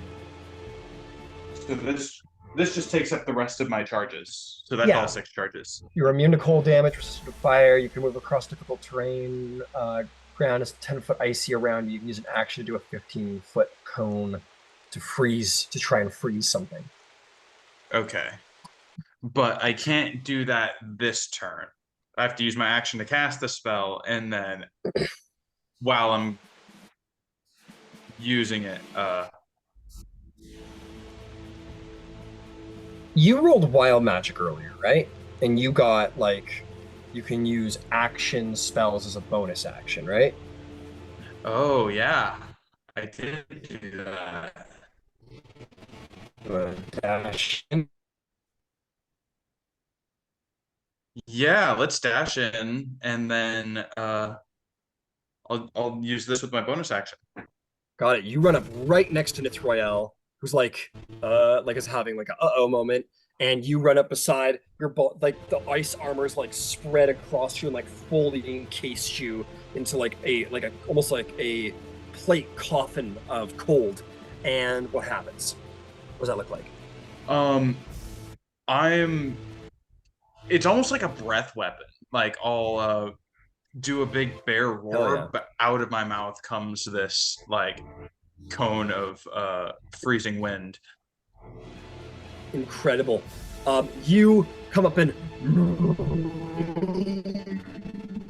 let out this bear roar, lips sort of flap at the roar, and your breath and the very winds around you sort of go cold and kind of redirect to your command, and along with your breath, the actual breath of your roar itself, an arctic wind is shot up at the creature. It must make a con save. Yep, con save, DC 20. That is a natural 1 or an 11. So that will be a failure. It'll take cold damage. That will be a failure. Let's see here. Can't do cross strike. Has to be a melee attack. And its legendary resistances are spent, so this will do just fine. But it's not great damage. 10 cold damage. And 10 cold damage. Also, the creature's speed is halved until the start of my next turn. Got it. It is vulnerable to cold damage in this moment, as the water of its face solidifies and freezes, and then falls off of it. It's into the water until its face freezes up, falls to the ground, and begins to reincorporate its face. But while it's trying to do so, its speed is going to be reduced by 20 feet. So it's got half speed and a minus 20-foot speed in this round. So that sucks. And lastly, it's going to have disadvantage on all attack rolls until the end of its next turn. What is that from? That's from cold. That's from doing cold damage. That's just what happens to it? Yeah. Oh. It does not function against cold very well. As we said, we're gonna say Tennis is on cleanup duty, helping people duty right now, unfortunately. Is there anything else for you, Brock? I believe that was everything. Yep, that's movement, action, bonus action. Scorch is gonna do its thing. I'm sure it's gonna be a wash. Yep, Scorch is going to take its turn. I imagine it's gonna fly and make its attacks. Yeah. Yeah. Do you want me to roll for him, or doesn't matter? Go for it. No. Go for it. It'll hit. Okay.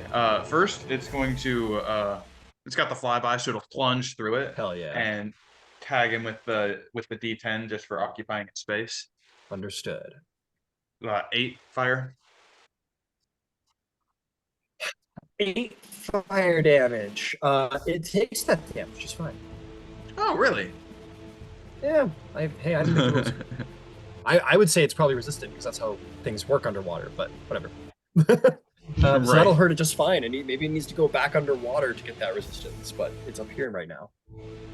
All right, now we're gonna do our 2 attacks. Hell yeah. Let's start off with a beak.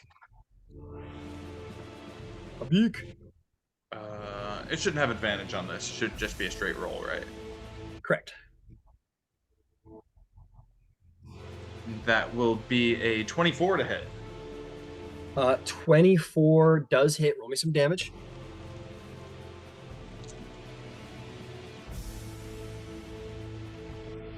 All right, so that'll be 12 fire damage.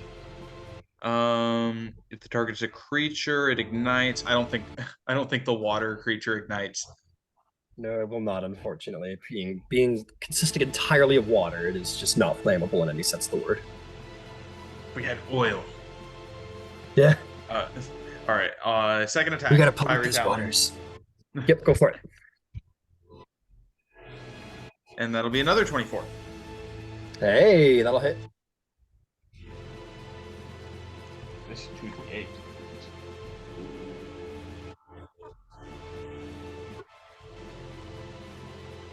And that'll be 16 fire damage. 16 fire damage. All right, the two sort of, and again, apparently Harry Potter is all over this place, but very Chamber of Secrets, Vassal versus Fox the Phoenix. Just like, she's like slicing into its head. Part of its head falls off while it's trying to reincorporate itself. Your Phoenix is just gashing into it with fire. Well done, Brock. And if it has any movement left, it'll fly up into the sky. I'm afraid that it has run out of speed at this point. That was 120. That's fine. It's dumb bird. It's too intelligent bird. Dumb bird. Okay, that is going to be a legendary action. The Leviathan didn't like how cold that was and how hot that was. It is going to half speed minus 20. I'm going to... I'll apply the 20 first, I suppose. So that's going to be 50 feet of speed. It's going to go... Oh, god damn it. I can't see. I need to be able to see to make it swim away. Normally very fast, but not terribly so. Begins to sort of descend into the water, but not very fast as it goes. I'll back it up just a tad, so it's not, its face isn't going through the ship. Okay, anything from Vivian the Dreamweaver?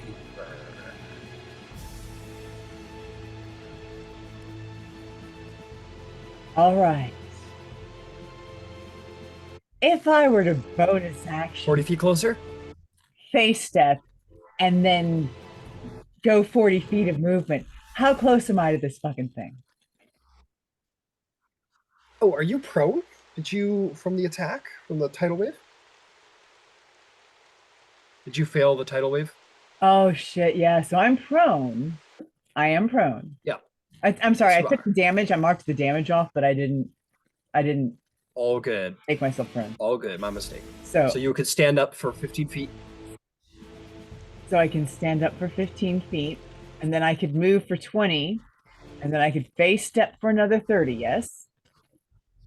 We have 40 feet of fly speed, so that would be 25 feet of flight. So you could Great. do 25 flight towards it, and then yes, you could face step how far? Face step is 30 feet. 30 step closer. You're about here right now. How close am I?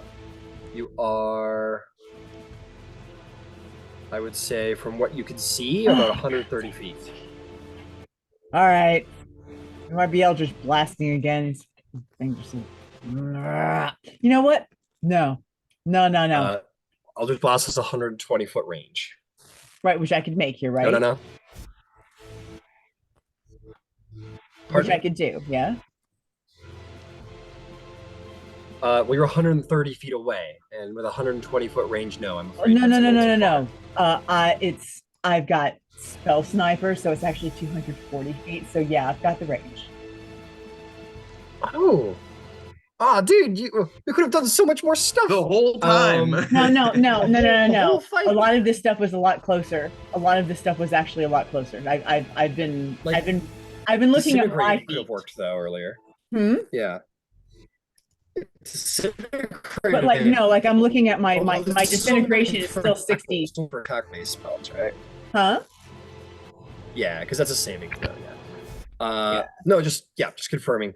Yeah, absolutely. Eldritch Blast away. You're 240. Oh no! I'm not Eldritch Blasting. I'm gonna quicken spell. Oh, okay. What are you doing? We're gonna guiding bolt.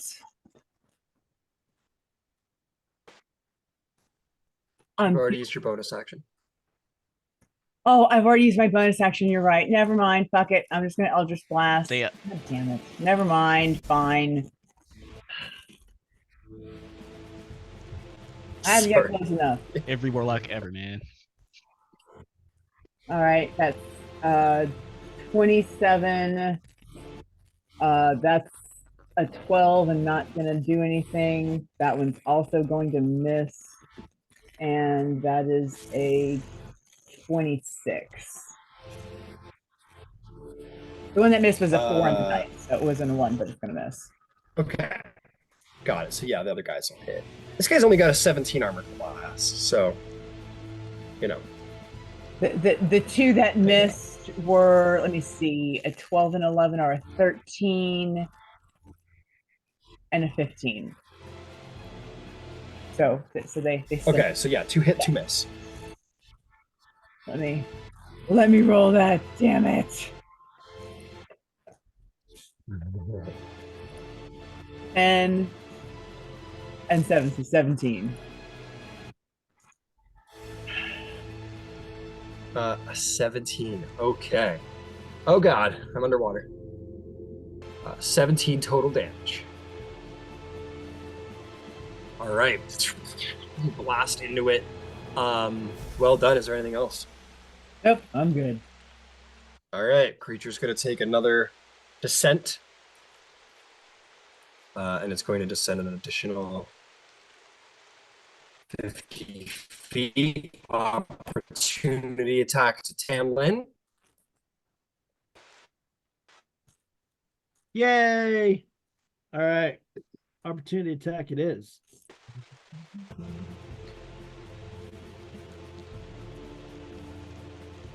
It's going to be a 24 to hit.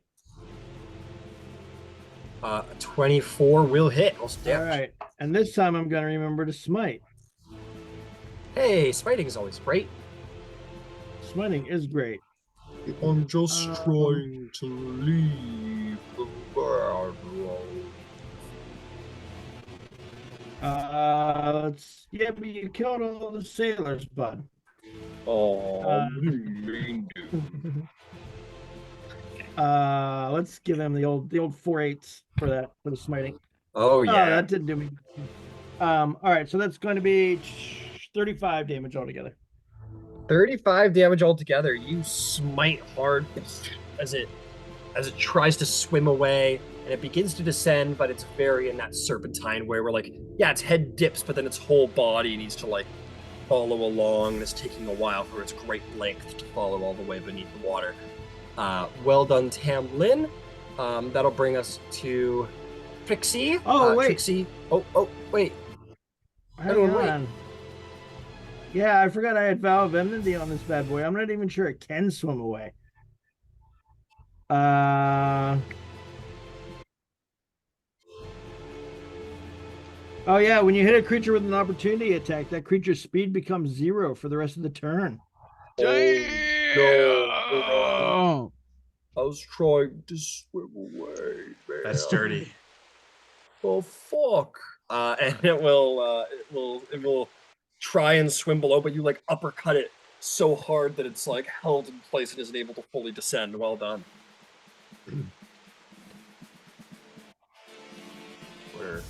What are there? So it like goes to use a legendary action and it's wasted basically. Trixie, what do you do? Alright, I'm very far away, so Yes, you are. I'm gonna wild shape into the cutest little dolphin and start swimming underwater towards it. I've only got 60 feet of swimming, so that's what I do. Dolphin. Come on, give me a dolphin. Back. All right, I guess we're just gonna have to. Zombie shark. That's cool. I'll hit somebody with that later. But for now. That's my favorite Oh. sci-fi original movie. Zombie shark. Trixie. It's Dude, a those zombie sci-fi shark. movies, dude. How big are dolphins? Assuming they're medium. I had it, but I wasn't concerned about it. They're Medium. like 6 feet long. Yeah, that thing's got to be like at least large. Trixie's They're medium. man-sized. like through the water. How far are you going? I've only got 60 feet, so And to be clear, you hold your concentration while you wild shape. So this is a draconic Yep. dolphin. What the fuck? It's metal. 60 feet, right? yeah. Are you dashing? I can't because I use my action to wild shape. Oh, right. Okay. So you, as you go through the water, is there anything else? No, that's it. That's it. Understood. I guess Leviathan. that's basically what a shark is, a draconic dolphin. I guess. It's probably like a dolphin with weird see-through wings. Like Scales. Yeah, I don't know. It will continue its descent on the legendary action at the end of Trixie's turn, because that is a new turn.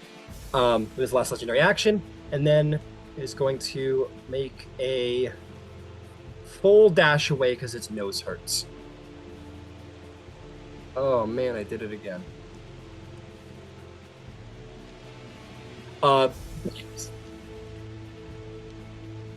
the end of the turn, it fully disappears under the water. Being made of water, it does indeed vanish. The only guardian of Evermeet that will survive this battle. And with that, we bring our combat to an end. The frosty might of Brock and the fury of Tamlin and the dominating presence of Nithroel cast the Leviathan back to the sea. But it is the might of Forlek that finishes off the Kraken and the Dragon Turtle. Very cool. Why don't we go to our break? It's about that time anyway. We'll be back in 10-ish minutes, and we'll see just how you intend to survive the storm without any sails and crew members. Well.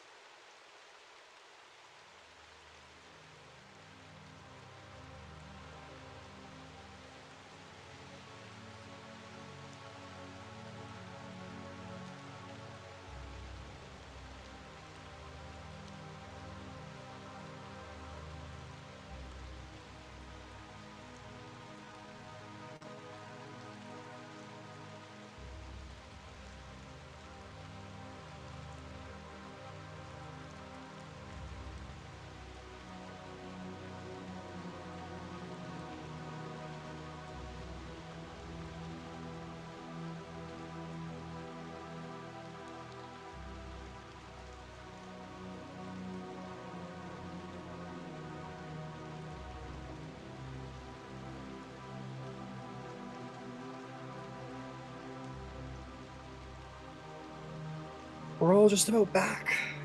Notice. Yeah, let's hop back to it. Cool, here we are.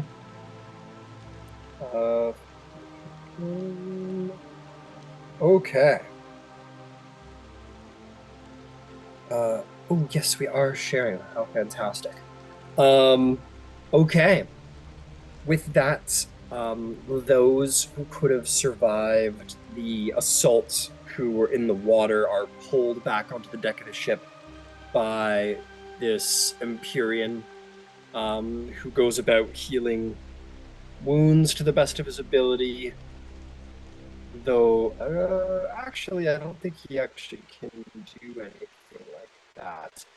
He simply brings them to the deck of the ship, and then pulls them all up there, and the medic in the lower decks begins to go to work.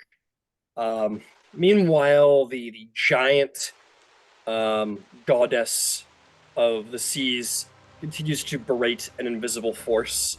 Going, you have displeased the sea god. It just continues to sort of yell into the storm at nothing. And the ship sort of billows on the waves. Heavily damaged, broken glass. Boards to the ship snapped. The actual masts and sails are all knocked over. It is amazing you guys are still afloat from the amount of damage you've taken, and there's more than half of the crew is dead. What would anyone like to do in the immediate aftermath? I'll just use my first and second level spell slots. I'll just get rid of them because they're not going to help me in anything else to heal as 7 people. Okay. Yep, you toss them over there. 7 people. 7 people are looking better than they were a moment ago, for sure. And then I'll just short rest start a short rest so I can hopefully change out a spell.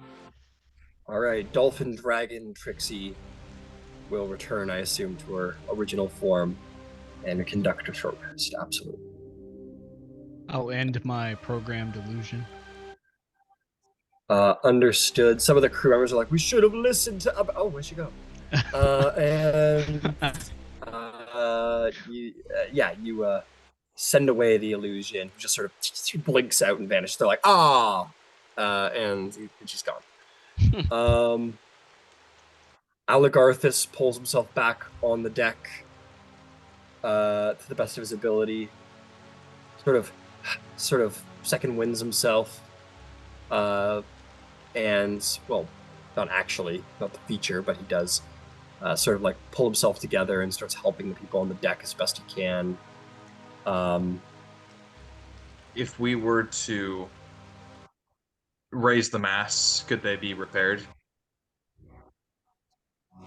To that point, we will say those of you at the back of the ship will sort of unite with the captain, because she would be the most knowledgeable in that sense. She will say, fuck, I don't know why she's a she today. She was a he yesterday. You will say, in this storm, you guys are still shaky. There's still pretty heavy rain. With what's left of the crew in this rain, we don't really have the equipment to raise an entire mast and rigging it all together. It's possible, but in this storm, I'll have to look around. Give me some time to think on this. Yep. So at that point, Warlek will just plant himself somewhere quiet on the deck, sit down, start concentrating for the next 10 minutes and use the storm girdle to control weather. You focus in on the power of the storm. Lightning flashes over your eyes. When you raise your hand up to the storm, you are, in every essence of the word now, the avatar of the Storm Lord as ever before. And though sometime earlier today you had tried once, your power is beyond what it was once. And with the wave of your hand, you pull apart the clouds like the parting of the Red Sea. And the storm begins to subside over the course of 10 minutes. lessening and lessening and lessening until there is no rain, seas calm, storm subsides, and the shaking of the ship becomes much less. And you pull the party out of the storm, finally. As you guys do so, you're going to notice a couple of things. Well, as you do so, Horlick, the party will notice a couple of things. So the storm subsides, and the sun rises. You are going to see some stuff off in the distance.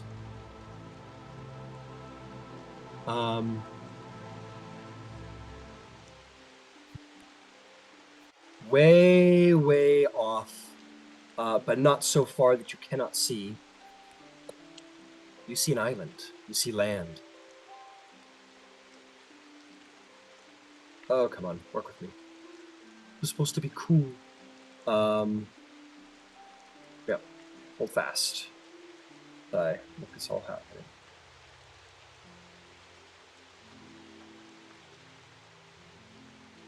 We're going to say barely visible at the edge of the horizon, but starting to come through the great storm. You see that there is a huge land out there, a great island. There are many huge rocks, coral reefs, and such before you and there.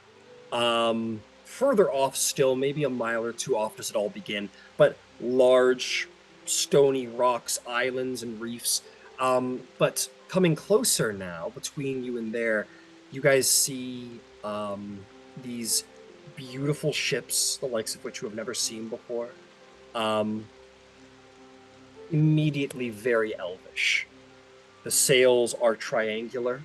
They are great galleons, but they have that beautiful ornateness to them. The wood isn't like a hard brown; it is like a light white, and is decorated. And maybe 4 large elven galleons are moving towards you. Still quite a ways out.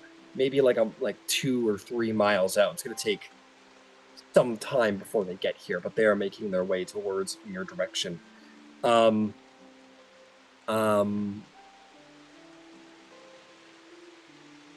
do you do? Anything else?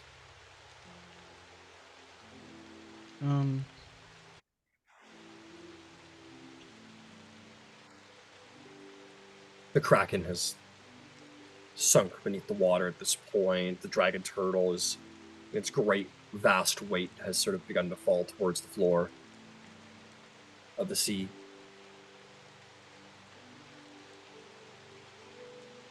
And as you guys are, yeah. I was just gonna say, what is the most powerful form of transportation that I have seen as of yet? What got the most horsepower? Probably the you hell mean cars we drove. Those what? The hell cars. You know the Oh. ones. Yeah. I guess that's at your discretion, Ithroel, how you define powerful, I suppose. You know what you have seen out in your journeys.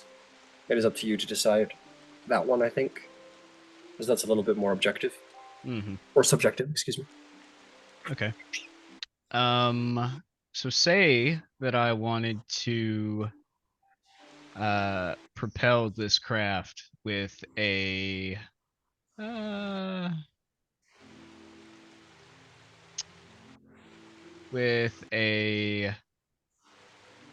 the same propulsion that I would find on some of the Iron Elf technology.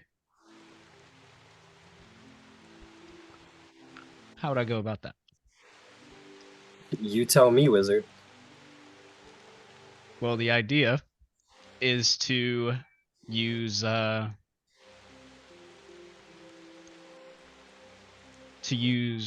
Major Image as a signature spell, and basically make, I don't know if a jet engine or some sort of water jet out the back of the boat to push it through the water. So you want to attach a giant eder. Essentially, for all intents and purposes, you want to attach a jet engine to the back of the ship, and Possibly. propel it in that way. Yeah. Yeah. Yeah. I will be merciful and say, make me an investigation check. Okay. See if you think that would go well. 28. Between the state of the ship's repair, which is not good at all,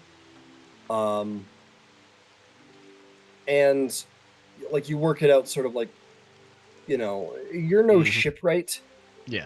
but you think if you had strapped a jet engine to the back of the ship and tried to force it along with a jet engine,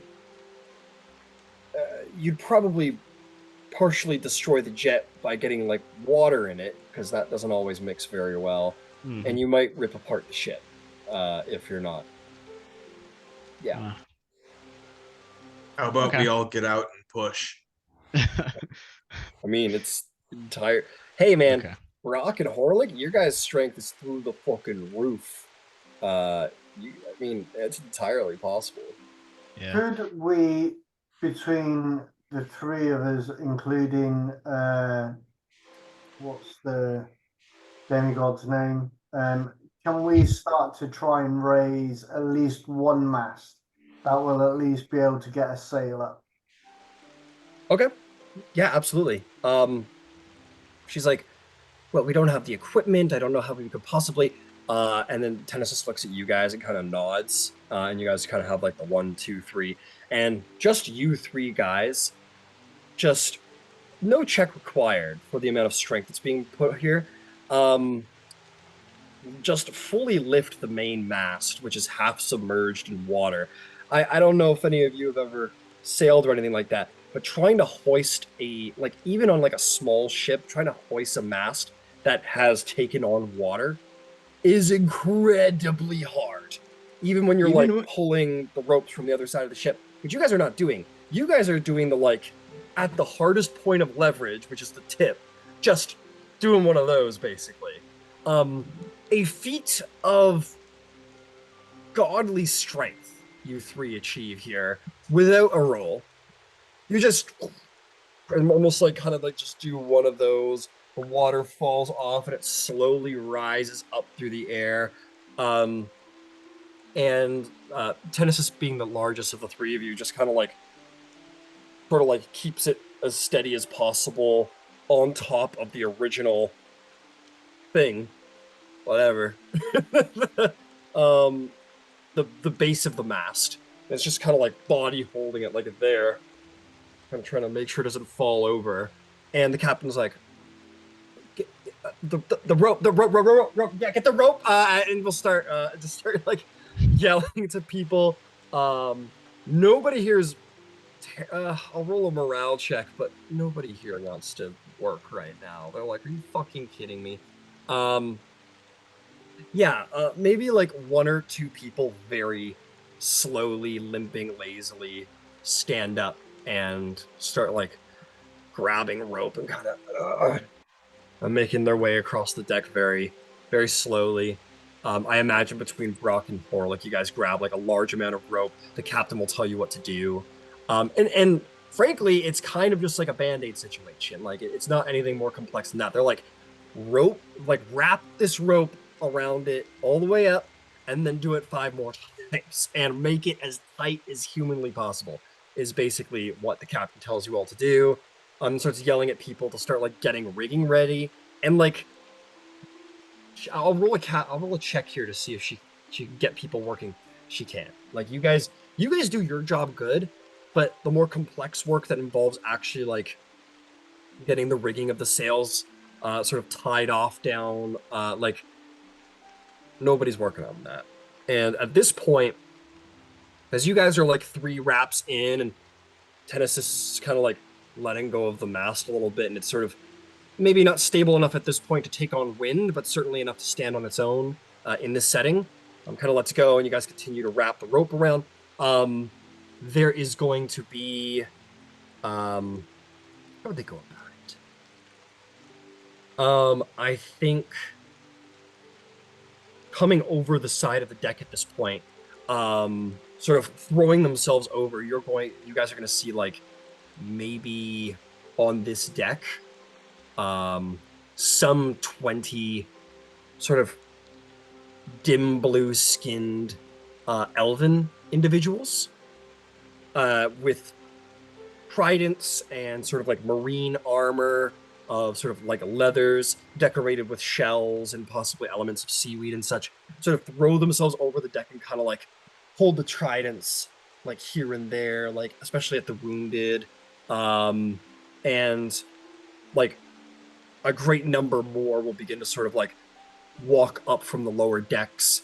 Get the sense they probably infiltrated the lower decks while you guys were working. And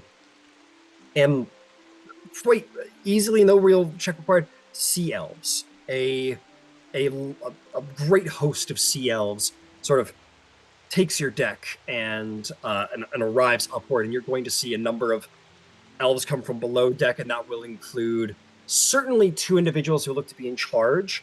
These two feminine sea elven individuals, one looking to be sort of a mage of some kind, and the other to be more warrior looking, more broad, even for an elf. She has sort of like light greens in her hair, which is kind of flattering, despite how it might sound, for that individual, but like sort of kind of half folded over undercut, and like a lot of braids that kind of just like hold the hair back. And a lot of other elves here do as well. You get the sense that having a lot of hair in the water can get in the way. But they sort of arise up, and this warrior elf who holds this much nicer trident speaks loudly and says, "You have found your way near enough to the shores of Evermeet and slain our guardians of our waters. Who would take responsibility for these acts upon this deck?" Me. Yeah, Trixie just like puts up her hand too. You guys start raising. There's a very decisive me from you, Horlick, and they turn their attention to you. This feminine individual sort of like looks you up and down, tilts the head, and says, "And who are you?" I am Horlick. I am the avatar of the Stormlord. You have come here on a diplomatic mission. Although it seems your guardians didn't fare so well. You see the elves tense, sort of like hold their tridents a little more firmly. Their eyes kind of lock across the deck. You get a sense of deep tension has filled.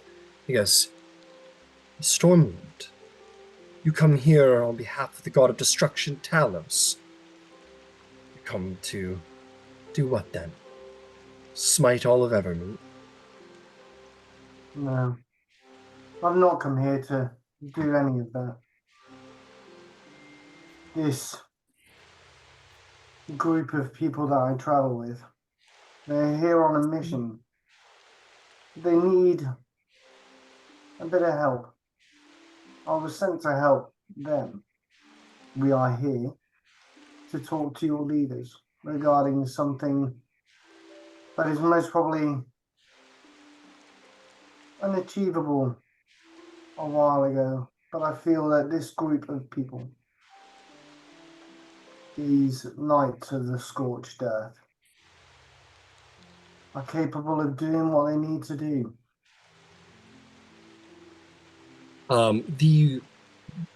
She goes to speak, and then the more wizardly second that individual sort of like puts a hand on her shoulder and whispers something in her ear, and she'll nod and she'll say, you claim to be the knights of the scorched earth here on the material plane." You've heard of That's us. correct. "Yes, guess we have heard a great deal about happenings in the Feywilds. Evermeet is a very deep connection to our Fey ancestors. Actively so." This is good to hear. That's why we're here. The Feywild's in a lot of trouble. the second sort of wizarding fellow sort of almost like nods, like almost like that aligns with what they know, what they might have heard, whispers something else to the elven warrior. Have you Please. have you heard of the Iron Fae? Looks to his second, who looks at all of you and says, "No, we have not heard of any. An iron fae? That sounds a little contradictory." Yeah, a little bit. It's an existential crisis in the Feywild, and we need your help. Prince Eligarthus will step forward and procure a spell scroll and undo the top and let a great deal of water come out of it, and then we'll very gingerly pull out the wet scroll and kind of look at you all with like a sorry kind of look. Luckily, the scroll is made of good quality paper and hasn't just fallen apart, and he will gingerly unravel it and hand it to the sea elf, who will take it equally gingerly and look at it. You come here with the support of King Melindrock. We'll look at Eligarthus. We'll look at Tennesis. Okay. Well, it's officially just got a little bit above my pay grade. And we'll re-roll up and hand gingerly back to Eligarthus actually, we'll keep it. We'll sort of like secure it in the breast pocket of their armor and says, "Welcome to Evermeet, then, I suppose, is in order.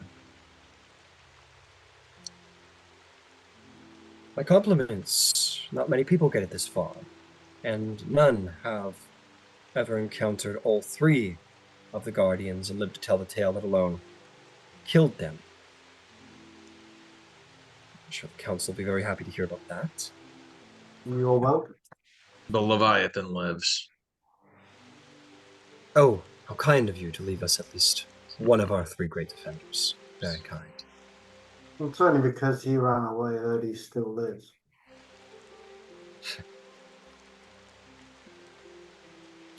Can't tell if I hate you or if I really, really like you. I You don't can probably do both. We get Looks that like, a "I don't lot." care." And then she's like, "Didn't help." Okay. Well, hold tight. And the Navy will be here soon, and it can aid you on the ship. In the meantime, she'll speak and change to Elvish, which I assume many of you might know. We'll basically say, people are to be considered diplomats and envoys to Evermeet. Do what you can to support their wounded. And the various elves will sort of lower their guard and sort of fasten their tritons onto sheaths that they'll swing around to their backs, and will begin to move about the ship and aid. And unless there's anything you guys want to do during this time, we're going to skip a little bit of time here because this is basically just going to be like slow-moving transport and rescue kind of thing. Which all of you will get a short rest during. So please feel free to go ahead and take that. Over the course of the next 2-3 hours, these elven ships will sail forth. They will brace themselves to the side of your ship and will take your wounded, take your sick off to their ship, including all of you and the captain. And or they try and get the captain who says, "No, this is my ship. I will make sure I will stay here." And basically just they begin to ferry you over to Evermeet, and insisting upon the captain to go. And when the captain says no, they say that they're going to be bringing some ships to try and like pull the Siren's Call into port. Basically tugboat situation sort of thing. Tennesis will say, "There is no need," and is going to sort of float into the air and fly to the back of the ship, and is going to very Superman-esque just like hold the back of the ship and just start pushing it towards Evermeet. And A number of people will stay on the ship and just sort of like tell Tennyson where to go. They tell him to stay, like to do exactly what they say because the coral reefs and natural surroundings are very dangerous. And over the course of that time, you do make your way back, and it's not direct at all. It's very like you start like doing switchbacks through various coral reefs and around large rocky formations and skipping through tides. And after about 2 to 3 hours of this search and rescue situation, you guys come to the shores of Evermeet. They do not let all of you off the ship. In fact, the only people I think they would let off of the ship immediately, certainly going to be Trixie. They would go to say you as well, Nithroyel. But the captain gives you like a look. Or actually, the captain doesn't give you a look, but you know that what they've said about elves in this place. Because the captain doesn't know. And I think you as well, Vivian. You look like an elf at the very least. And her being an Archfey, that will be enough for them. And so Trixie and Vivian, you two will step off the ship. Any of you that try to step off the ship, including the crew, will find themselves just unable to. Just sort of an enchantment sort of overcomes you. Just like can't take that step off the ship for whatever reason. You're just like, go to step off and kind of are like your brain won't let. And they tell you like fear not, we will arrange a diplomatic bypass around the magics, and they tell you to hang off for a second. But you step off onto the white sand shores of Evermeet. And you look out to see very quickly greeted with a forest that even in the Feywild, the likes of which you have never seen before. The trees are hundreds and hundreds of feet tall, skyscrapers. Almost each and every one of them, certainly the majority of the trees, span way into the sky, but somehow don't create such a solid canopy that the light of the sun cannot travel through. Golden white sands that sparkle under your feet. The grass is wild, but not long enough that it is uncomfortable to walk through. Indeed, it is quite comfortable to feel it sort of under your feet if you were to walk through barefoot. Wild flowers grow. Beautiful waterfalls and ravines sprout through. It's very like the Amazon rainforest if it weren't so rainy.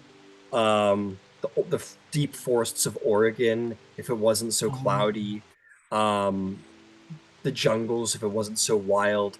And very Rivendell-esque. It is all of these things combined. This is like the epitome of like natural beauty and people living in harmony with nature. There are beautiful elven buildings and cities that are built around the trees, not as wood elfy, where they're not like built as part of the trees or up in the treetops. They're not quite as tribal. There is still a deep elegance. It's very Rivendell-esque. I can't accentuate that more, where it's been built so as not to disturb nature, but there is still that beautiful, high, elegant architecture that sits into the cityscape. And while you two take in the beautiful sights, some mages do come forth and place elven enchantments or abjurations upon you four. The crew is not allowed off. The captain and the crew, they're not afforded such enchantments as they're not part of your diplomatic party. They will be tended to, but on their ships and not on the shores of Evermeet, which pisses some of them off. But those of them who are elven are allowed to step off. That does not include half-elves, unfortunately. But they are allowed to step onto the shores and see the shores, but no further than that. Did you say actually, that's not true. That's not true. Any true-blooded elves are allowed to wander and come and go as they please. But everyone else is not allowed off their ships. Mithroyal, yes. Did you say they do allow me off, or I just can't walk off? You just can't walk off. You just can't bring yourself to step off. But then a couple of these, like, they look more like clerics than anything. They kind of do these, like, unusual clerical prayers, speaking in the elven tongue. Any of you who would understand Celestial would catch bits and pieces of, like, Seldrine, by the grace of Coralon, and Speaking of the various elvish gods, they allow you passage onto these shores. There's probably a handful of individuals in history who are not full elven blood who have touched these shores, and you are amongst them now. The rest of you four.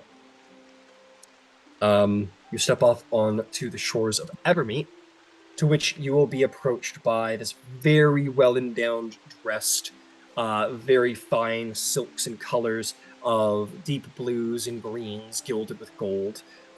Not it's elvish, so it's gorgeous, but it's not like blingy. It's not like gaudy. But this very elegant individual, this man approaches and he says, this elven man approaches, and he says, Andaranatishon, welcome to Evermeet, Fae of the Feywild. You come to us on most strange tides and even a stranger purpose that we do not yet know, but the council is most interested to see what it is you are here for. Please, I am the steward. Hirik is my name. Allow me to escort you to the capital, where the Council of Evermeet will be more than happy to hear why it is you have come so very far. Thank you kindly. We will very much enjoy your hospitality and the freedom to roam these hallowed lands. Of course. I must, of course, ask that the non-elven blood amongst you remain close at all times with our caravan, but of course, and he refers to Trixie and Elvin, or Trixie and Vivian, those of you with the true elven blood are more than welcome to wander where you please within our Green Isle. Now, please. And he will gesture to a very, super royalty, basically. A beautiful fleet of carriages, gorgeous horses, and mighty elk. Almost half elk, half moose, like a breed of elk you have never seen before. Gorgeous and graceful with long horns that are mounts to many of the elven warriors who are currently mounted and look down at all of you with interest. And there are these big, beautiful carriages and caravans that you are more than welcome to step into, lavish with fine silks, food, water, and wine to drink. Even the very walls of the upholstery are decorated with Sylvan design and elven mythology. It is truly a change from the watery voyage you have endured this last month, and you feel sort of the sea swaying under your feet, even here on land for all these months you've traveled. But here you find yourselves in luxury, and it might be kind of funny to look around at your party as you sit in these beautiful upholsteried, high elven noble carriages, and your friends are covered in blood, soaked to the bone, bruised, beaten, torn clothing. You guys don't really fit your setting in this moment. But it is probably very nice to be in some luxury. Each carriage only carries, it's fine. They would have brought a bigger one. All of you sit comfortably in this long caravan carriage, where you all six might sit in close quarters. Oh shoot, they but got the still limousine carriage? Yeah, you guys basically got the limousine carriage. It's close quarters still, it's still a little tight to adjust and move and sit in different spots, but still comfortable to sit together. And the carriage will move on from the bay and will begin to move inland towards and sort of riding up next to your window on a gorgeous white-maned horse. The steward, Hirik, will say, just to let you know where we are traveling now, feel free to enjoy the splendor of our great isle. We will be traveling to the capital of Luthilspa, is what it is called. So, enjoy, let us know if there's anything you require, and we shall be there in not too long, hopefully. Yes. I'm just gonna say, I feel like Trixie's gonna walk so that she can watch and look at everything because she's fascinated and she loves this place. She doesn't like the people, but she loves the place. If there was ever stereotypical elves who are like, we are superior, This we are deserving of reminds her more. completely of home, which the part This of is it that she hates. Yeah. Yeah, these guys are probably worse than home, frankly. Like your people are like, oh yeah, like we're the true elven, whatever, and we're one with nature. These guys are like, we are like, you know what I mean? They also And try it's to do a almost similar thing though, like non-elves. yeah, They allow half elves, but anything other than that, they don't. So it very yeah. much reminds her of home. Not these I'm guys. They take no I'm half-breeds here. I'm gonna follow you where you go, even though they told Uh, me not to wander. they offer you Trixie. They say, "Oh, you do not wish to follow in the carriage. That's perfectly fine." One of the knights will get off of his elk mount and says, "Would you um, like to ride on my steed? We're moving a little fast for foot to be comfortable, but would you like to borrow my steed for the duration of the travel?" Can I wild shape into one of these? Yeah, you look at it, you study it for half a second, and you wild shape. To be clear, this is like a normal elk, quote Yeah, unquote, yeah. It just but looks fucking awesome. much like there are different breeds of horses with different abilities. This is similarly an elk that is meant for it's a war horse elk for all intents and purposes, and you transform into this mighty elk. And he says, "Very well," and he will remount. Brock, you get out, and a couple of riders of the cavalry riders, not like on your ass, but like they ride up to about two of them ride up to about 30 feet, keeping you like within sight. Surely hilarious considering what you're capable of, but they don't know that. They're just doing their jobs. Yep, I suppose so. And you guys begin to ride, and Brock, you're very much like doing one of these to keep up. But you're a barbarian. You're pretty quick at 40 feet, so you're probably keeping up. You got a long stride. I'm on all fours. Yeah, you're on all fours, kind of like keeping up, and they're kind of like a little like interesting. We're traveling with a Lycanthrope. That's new.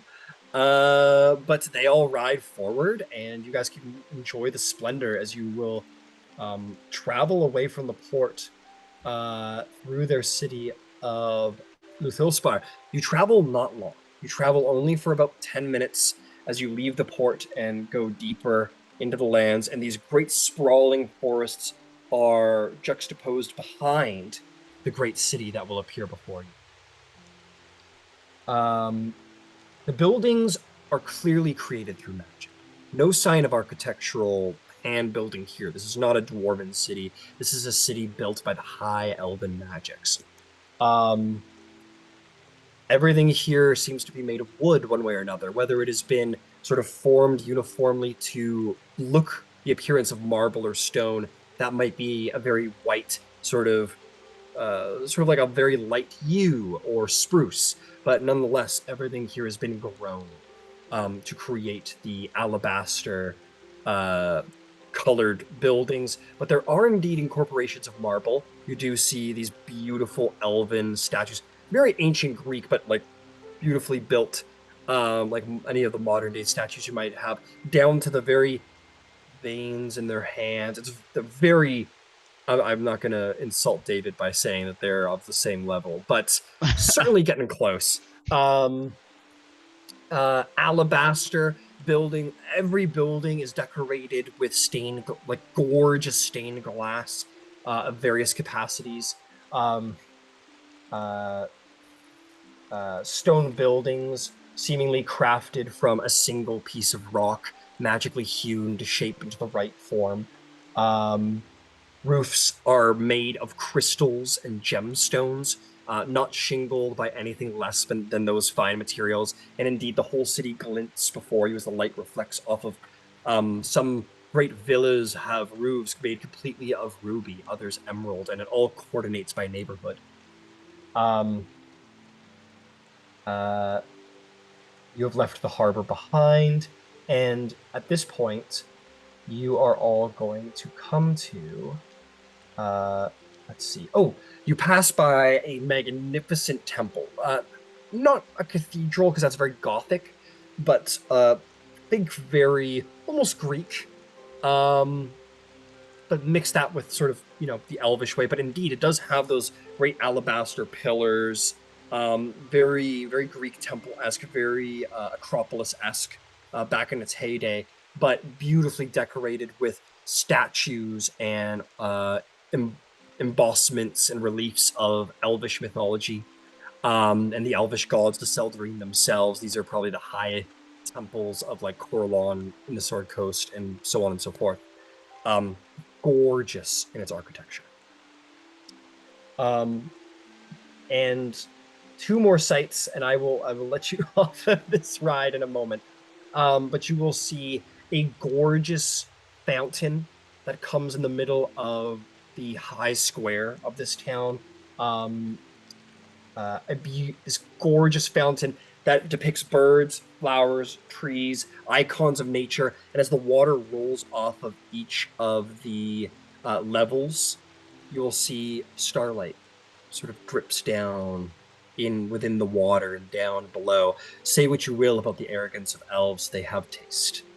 And last but not least, you will see the Great Hall of the Ancients, as it will be pointed out to you. The government building, the center of, again, governance here. Half palace, half cathedral, temple, I will say. This is your destination, and you are let out of the carriage to the amusement of many elegant elves of high status who walk by and see you all. Is there anything you wanted to do, say, think, feel as you travel from the harbor to the Hall of the Ancients?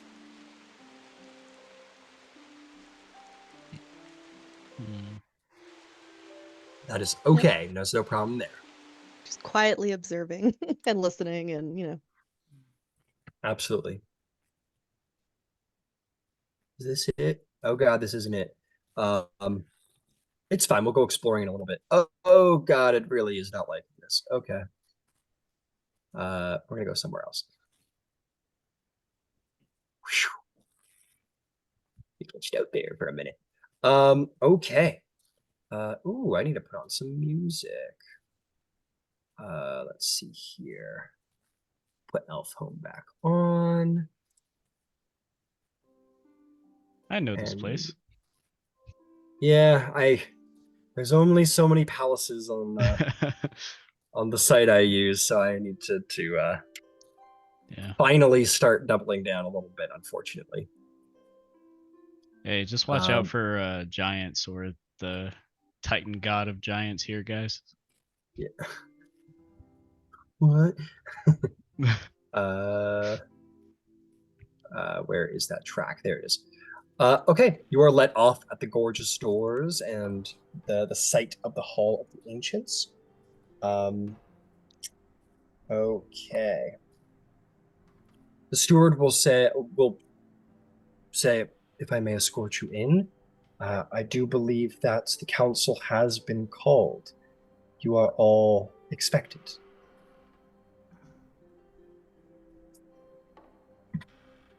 Well, now that the arrangements have been made with your written such and so forth, we did not foresee your coming, to be very clear. Much a surprise, but certainly surprise enough to convene the council in an emergency section to greet all of you, good ambassadors of the Feywild. So please, right this way. And you are brought in. Come on, Royal Council.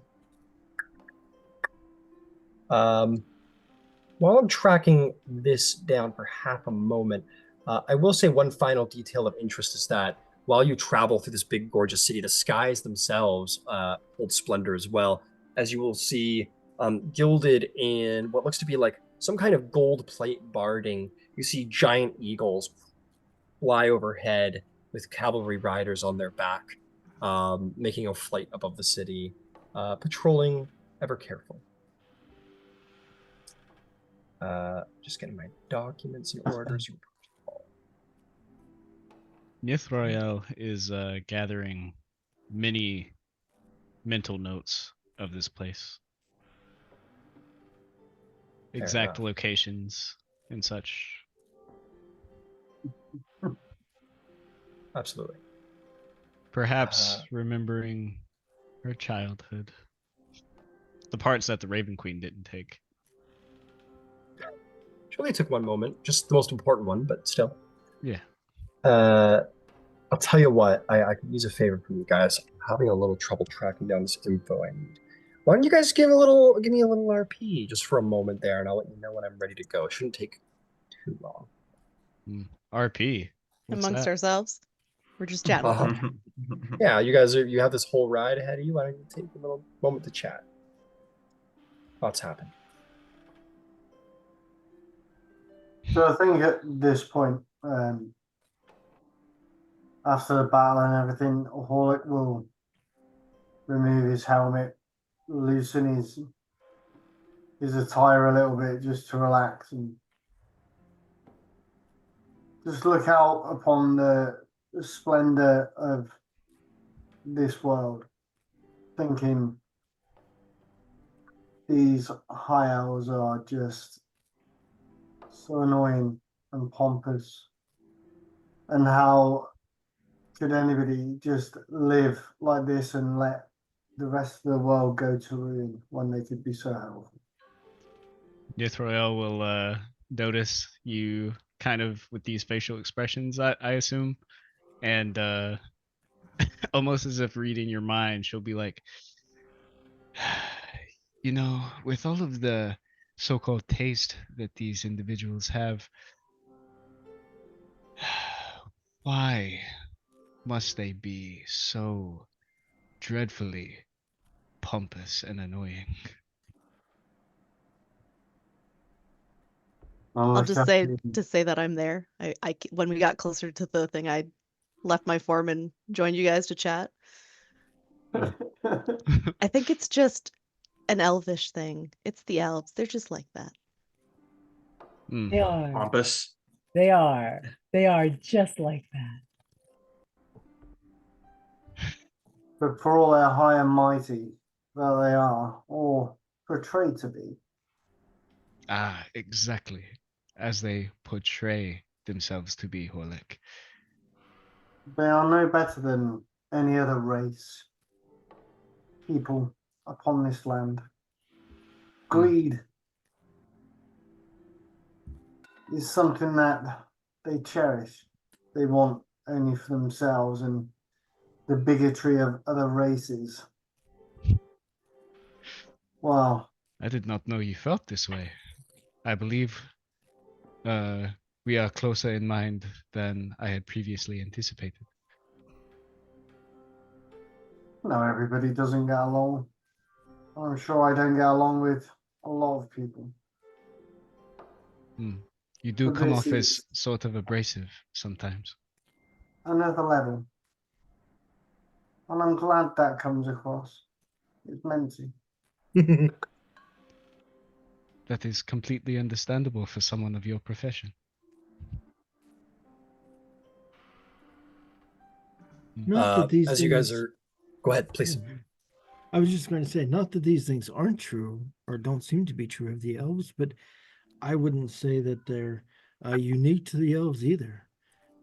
In my life, I've lived with the Fae and with humans, and I'd have to say that neither of those is lacking in their supply of pompousness and or bigotry. Sadly, I have only gotten to experience the negative traits of the elves.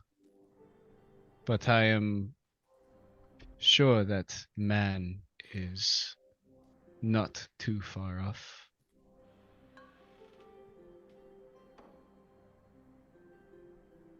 Nobles, at least. Tennesis will say, high and mighty, pompous, overly prideful.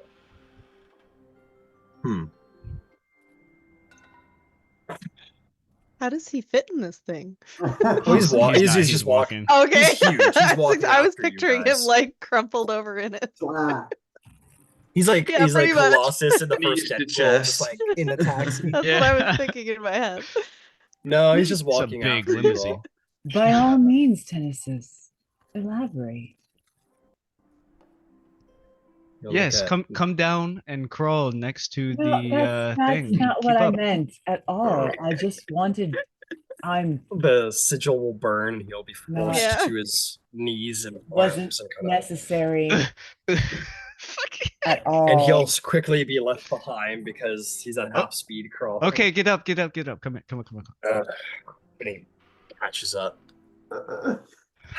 He'll look at you, Vivian, and says, and he'll just kind of give you one of those and be like, do I need I'm to say not- more? I'm not trying to rile you. I really wanted to hear what you had to say. I think what he might be trying to say, Vivian, is are possibly the gods just the same as the high elves? I think he was because he is I- not speaking. I believe he is speaking of myself. Would that be correct, my grand boy? I was merely remarking on the interestingness of the attributes you chose to attribute to the elves that you think detestable. Just merely remarking. And you are entitled to your opinion. As much as I like to give you grief, it is valuable to me to know the inner workings of your mind and what you think.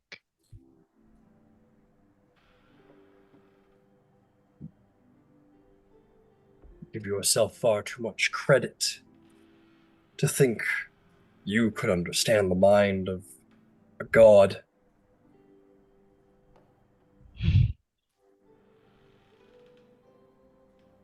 Yes, but you are not one, are you? Oh dear. You are half.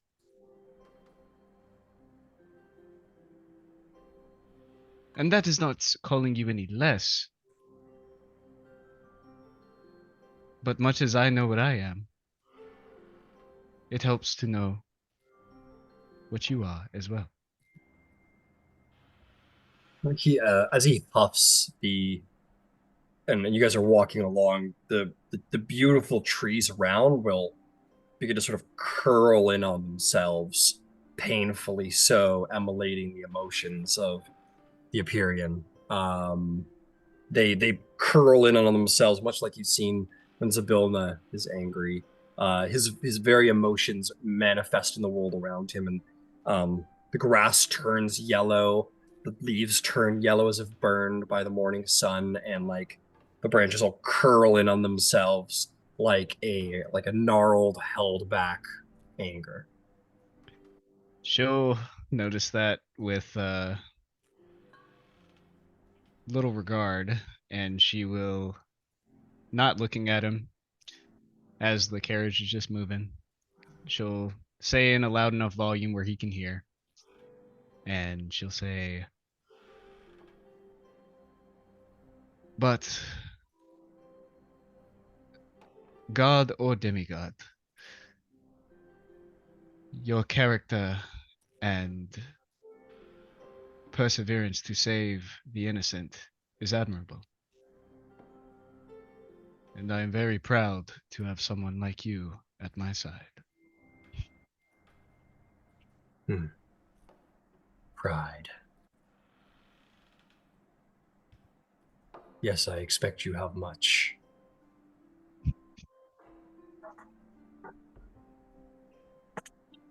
At this point, you guys will approach what is not the hall. I'm slight mistake. This is the Moonstone Palace of this beautiful city of Luthospar. You will be seen in and indeed a gorgeous state. The grounds are filled with hedge mazes and gardens, parks, even a lake runs through the massive grounds. Think like I don't even I can't reference a specific one because I can't think of one right now, but like maybe you've seen like Bridgerton or something, and you see these like humongous estates where the grounds are like 4 or 5 times the actual size of the house or the manor on it. But you find yourselves there with these gorgeous mazes and gardens and a lake running through. Very Mr. Dursley's estate a little bit, with the humongous, like just like obnoxiously beautiful, truly obnoxiously beautiful. I will say, my 2 elven friends, you feel that there is, like, as you walk through these beautiful gardens, you feel that it is there's something that's touching to the heart. Especially to you, Vivian, who has been to the plane of Evander before. You sense that the grounds, just the very grounds, forgetting the palace, these grounds you walk through, they are blessed, truly blessed by the gods of that realm.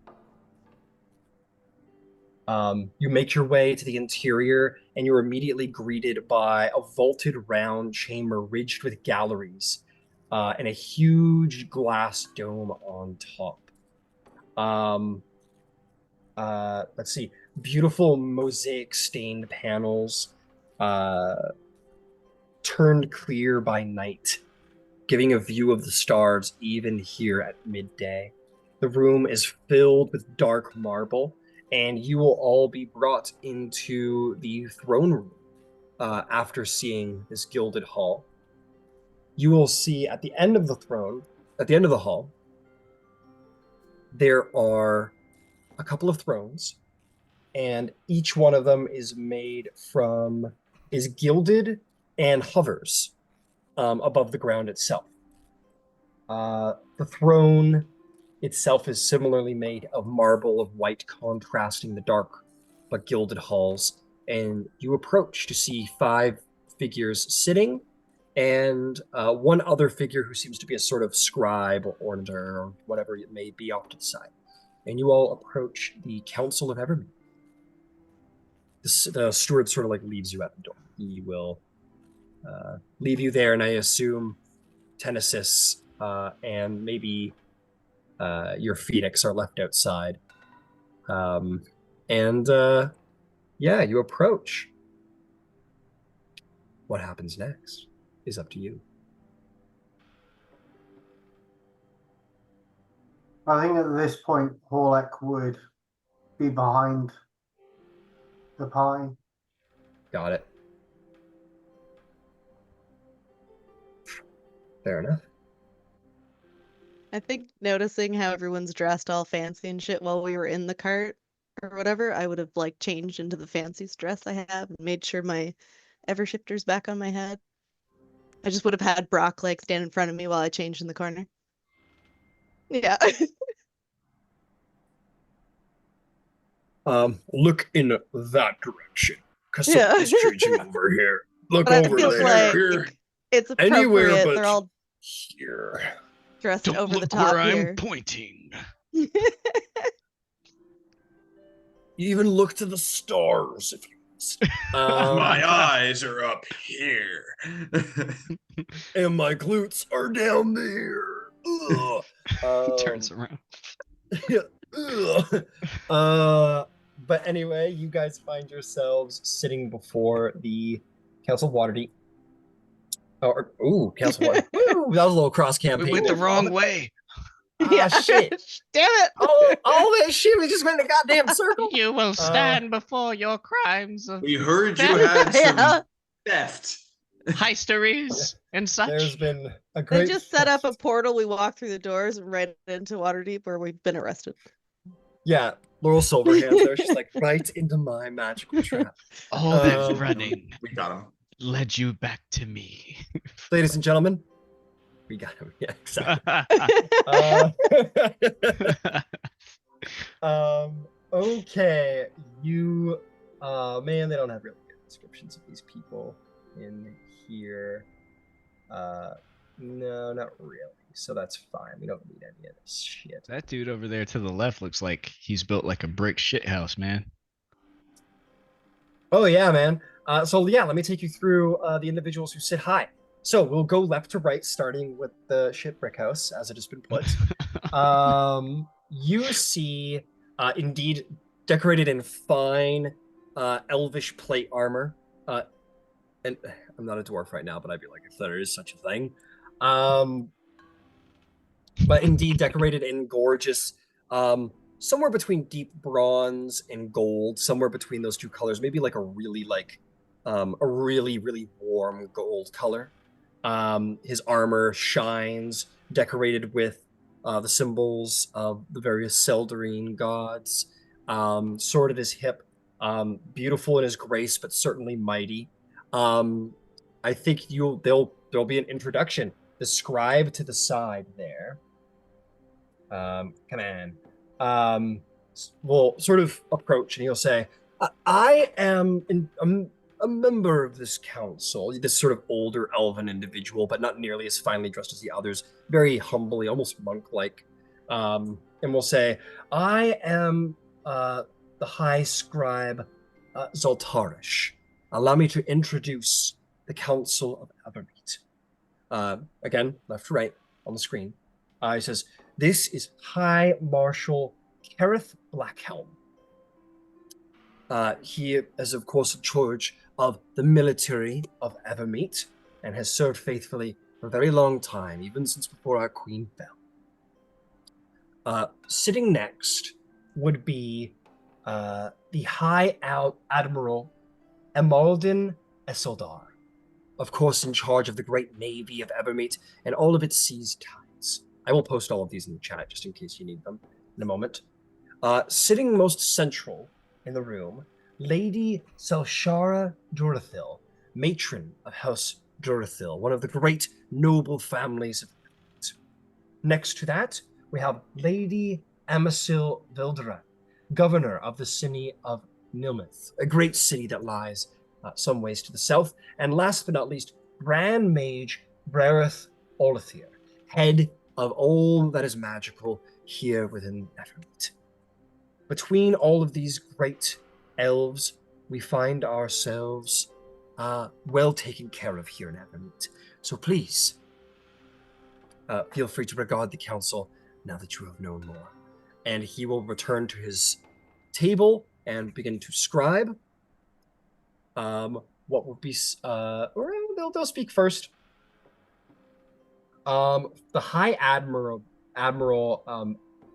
Emerdin will speak, and he will say, before we continue, may I give my most highest regards to all of you for fleeting around our defenses. I admit, personally speaking, for the elven people of the water, and I presume of the High Admiral, well, maybe others on the council, it is unfortunate that our great defenders, Kraken, Dragon Turtle, those who we have relied on for so long have been felled, but I have to admit, I am deeply impressed. None have come so deep into Evermeet without an invitation. Very impressive. Your powers are godlike. They must be. Had we known they were allies of yours, perhaps we would have taken it a little easier on. Yes, and I hope that the amount of power that was displayed to get here very much shows the necessity of our getting here. The central figure, Lady Selshara, will speak, and she will say, it must be of some great necessity that you chose to brave the waters of Evermeet.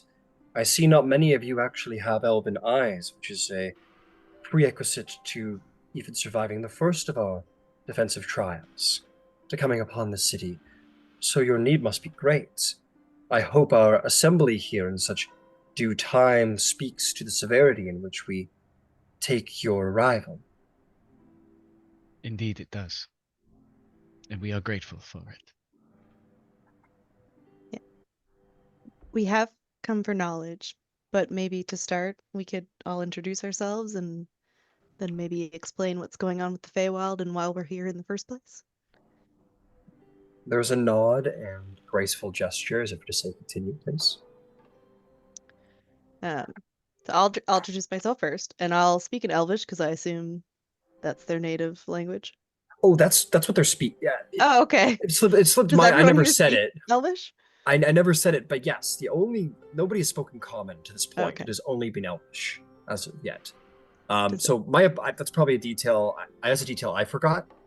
So my apologies there. But at this time, no one has spoken the common tongue. Does anyone in the party not speak Elvish? I do not. I speak Sylvan. I speak Sylvan. You've been impersonating an elf, and you don't know And you Elvish? haven't you didn't know to speak Elvish? It was an act of defiance. Can't hear you, You're Vivian. muted, I think. I'm sure you said something very If cool. if no one would object to my casting a quick spell, I could translate telepathically, and we could just continue to go in Elvish if you prefer. And she said all of this in Elvish. They sort of look between the Grand Mage and the High Admiral. The Grand Mage, the High Admiral looks a little like uncomfortable, but sort of just sits back casually, and the Grand Mage sort of like watches very pointedly, but then does gesture the hand as if to say, "Go right ahead." And I will use a sorcery point to subtle cast Rary's telepathic bond. Mm. And then as all of the introductions are going on, I will translate in time telepathically in common so that everyone can understand. Got it. So Vivian, you will be very busy during this conversation translating, and can absolutely be done at this point. So at this point, everyone is aware of what is being said.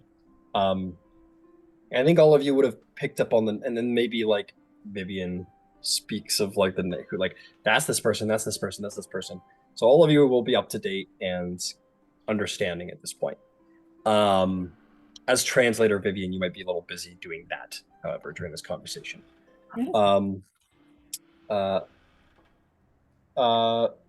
Lady Selshara will say, yes, please proceed with introductions. Very well. I'm Triswin, guardian of the Aldenair and member of the Knights of the Scorched Earth. Then I'll look to the next person. There'll be a quick interruption. Lady M. Sil will say, the Aldenair. Huh. They have not yet gone extinct. Oh, how wonderful. No, there's quite a lot of them. Thriving. Nice. Interesting. How do you know about the Aldenair? We elves have a very long memory. The retreat happened some generations ago, but not so very long ago that we do not remember our histories. We recall your people.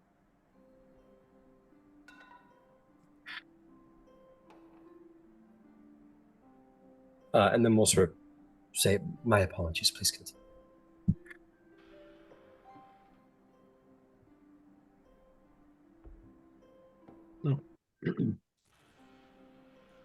Vivian will go ahead and step forward and say, just because I'm translating, I'm largely going to be quiet for a lot of this. My name is Vivienne. I'm the Dreamweaver, daughter of Morpheus and Morgan Le Fay. Lady Emisil will say, then you are owed the deepest of respects. And being a member of the council, it says something. She sort of bows her head, and the others of the council will also show due respect for Arkfey are considered to be certainly the pinnacle of elven ancestry. I will nod and step back and continue to translate. Fair enough. I think at this point, so you say that, and Lady Amisil will speak again, and she'll say, "How? What a waste of the words and talents of such a saged being. It is indeed appreciated that the non-elven blood of you are sought to, but we would hear the words of one such as yourself. And there will be sort of a wave to the back of the room where someone leaves the room, and then I think, yeah, I would. Oh no, you know what? That's probably what happens. Does anyone know if tongues can be upcast? I'm pretty sure it can. To like include more individuals.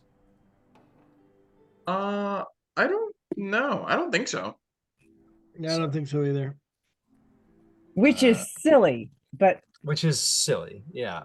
I feel like But that's it's one of those. No, it's fine.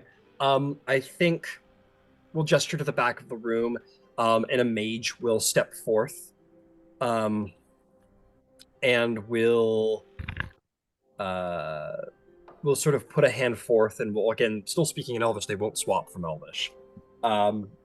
Says, anyone who does not have the ability to understand our language, please present their hand.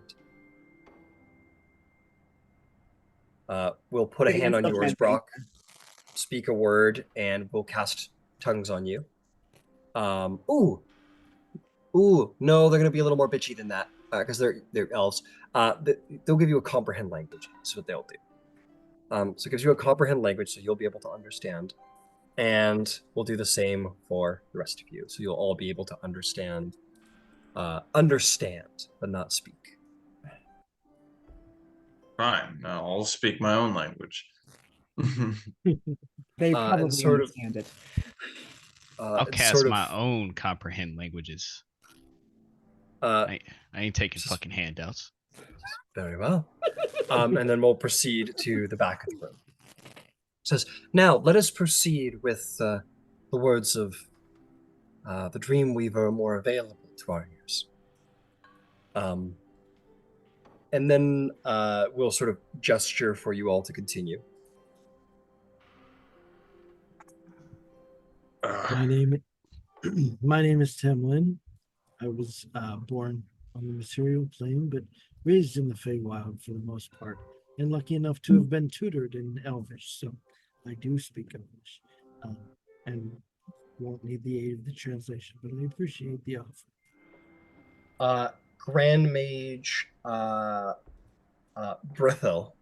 Is that really her name? Brithil.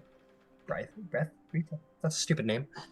Grand Mage Brithil will say, you are Tamlin, and you are from the Feywilds. Are you the same Tamlin that I am thinking of? The Summer Warrior? He'll nod and give a kind of a sly smile with, like, fake humility, and bow his head and say, I have to assume that I am. I spent quite a deal of time in the summer court and made quite a name for myself there, I guess. The elves sort of like look down, the other elves of the council sort of look down the line to the Grand Mage and says, it is a tale from our sister plane, spoken more amongst human folk from what I'm led to understand. It's not an elvish legend so much, but it is one that is spoken of in great regard across the Feywild and worth knowing. And the others kind of nod their head at the word of the Grand Mage. You get the sense you've earned a little, despite your non-elven apparel, you have earned a little more respect amongst the council for your reputation. Another gesture is made for whoever wishes to introduce themselves next. I am Brock Meadowbrook, master of all things yet to fall, in the right hand of Queen Zybilna. He'll look down the line back to the Grand Mage, who says, Zybilna is a Archfey of tremendous power, though secretive, and not much is known of this Archfey, a lesser known legend amongst the Feywild. He prefers it that way. I assume so. They speak of her realm of Prismere and how difficult to understand it can be. no disrespect intended. We respect all the Archfey, especially those of remarkable arcane study, as we've been led to believe, at least that much. And we'll say, and have you upset your patron? No. Your form so horribly cursed. It's a gift. You learn to live with it. I see.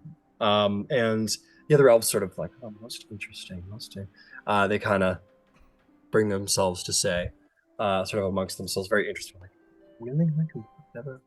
How interesting. The Grand Mage doesn't really take part in that sort of like, chatter, maybe being a little bit more knowledgeable about how certain lycanthropes work. And maybe just gives you a nod of like, I get it. The werebear side is a little bit less punishing than the other ones. There was another gesture towards Nithroel and Horlick. Should you go or should I? Look at Miss Royale and just say, you can go. How gracious of you, Avatar of the Stormlord. Nithroel will take a step and a curtsy, and she will say all of it in Sylvan. And she'll say, Great Council, my name is Nithroel Bibalar. I am a trusted advisor to Lady Zybilna, much as my friends here. And I am a mage that will be hoping to both lend an ear and to have an ear lended to them, so that we may further our interests mutually. Continuing in Elvish, but nonetheless, we'll say Lady Selshara will say, and you are most welcome here. How interesting, an elf who does not understand the Elvish tongue. Feywild truly is a fascinating place. Indeed it is.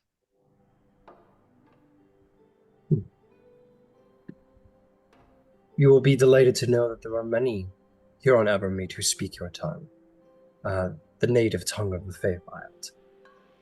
So, rejoice in that. Incredibly. And last but not least, the High Admiral will finally speak. Oh, sorry, the High Marshal will finally speak. And he'll say, yes, indeed, and finally, Slayer of the Kraken and Dragon Turtle. Let's hear about him. My name is Horlick. The Fiend-Blooded, shall we call you here? No, my name is Horlick. I am known by no other. My name is Horlick. Whether I be fiend blood or non-elven blood, that is my name. But we also hear that you do go by another title. At least that is what the elves from the ship claim that you have proclaimed yourself. The Avatar of the Stormlord. You come to our shores on behalf of Talos. What could this god want with Evermeet? We are I have protected. not come on behalf of your god. I have come Talos on is no god of ours. of the Stormlord to help these Knights of the Scorched Earth succeed in their mission, which now leads us to you. I am here just as an emissary and support. You do not need to know or worry about me. It's my job to know and worry. At that point, there'll be ladies. Solshara will say, "Hi, Marshal. Things work very differently in the Feywild here, as we well know. Perhaps there is a different Talos there, or Stormlord, as he insists, there, and perhaps it is worth moving on in the conversation." So you are aware I am not of the Feywild. I am not of this realm. So my storm is the storm. So badass. Lady Amasil will.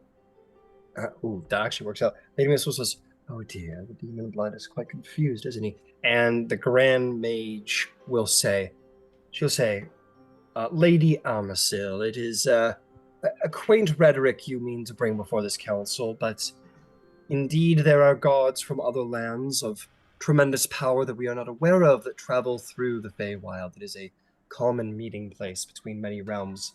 It may not be a god you're aware of, but one I do not hazard would be well to upset." Sort of chastise the lady.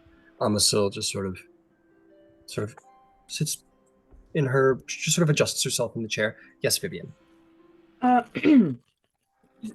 Vivian is proficient in religion. Can can I make a roll of some kind to see if I can rival what the hell's going on between these guys? Because there shouldn't be beef, but there is. Absolutely. Go ahead and make me a religion check. Thank you so much. It's not bad. 12 plus 7, 19. 19. So there are four gods, or excuse me, three gods at play here that is having the council confused by, I expect, design on Horlick's part, which is fun. There is the elvish god of the storms. I believe that is Andari Fenya, and she is a chaotic but good god of wind, weather, and she's probably the reason why you guys had such a hard time getting close to this place, actively trying to repel you all. Then there is the Stormlord Cord, who Horlick has spoken very highly of in his adventures, and now is the avatar of. And last but not least, there is this god Talos, who by process of elimination must be the common Faerun Pantheon storm god, but seems to be not treated with great regard as a god of destruction, evil, and wrath. So those are the three storm gods at play here that there's some confusion about. So when you maybe Talos holds the title of Stormlord on this realm, so that's perhaps where the confusion is coming from.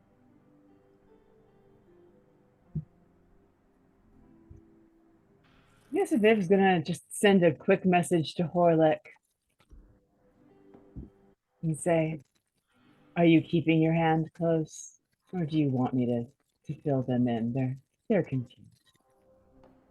No, leave them as they are. As you wish. Nithra will say, "Don't give them anything." And obviously we'll all hear it in our fucking minds and shit. Yeah, that'll be everyone will hear it. The Grand Mage will say, "Regardless, introductions completed. Knights of the Scorched Earth, the Feywild rings tales of such brawn warriors.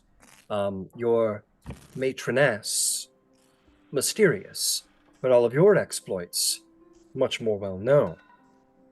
Apparently from the realm of the summer lands all the way to the realms of winter and everything in between. It is no small amount of sylvan folk who find themselves on our very island and speak tales of these faraway places. So please, know that we are very interested to hear what you bring to us now. What brings you away from your realm of fame?"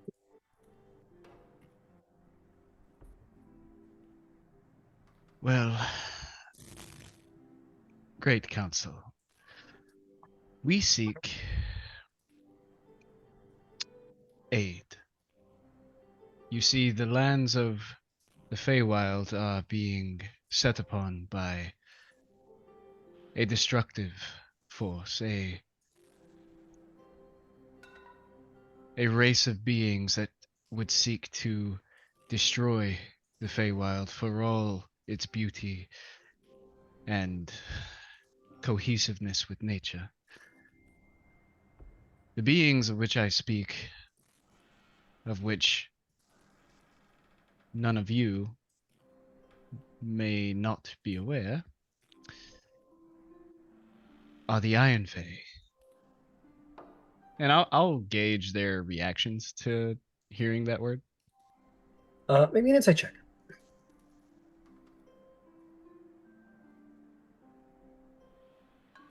An 8.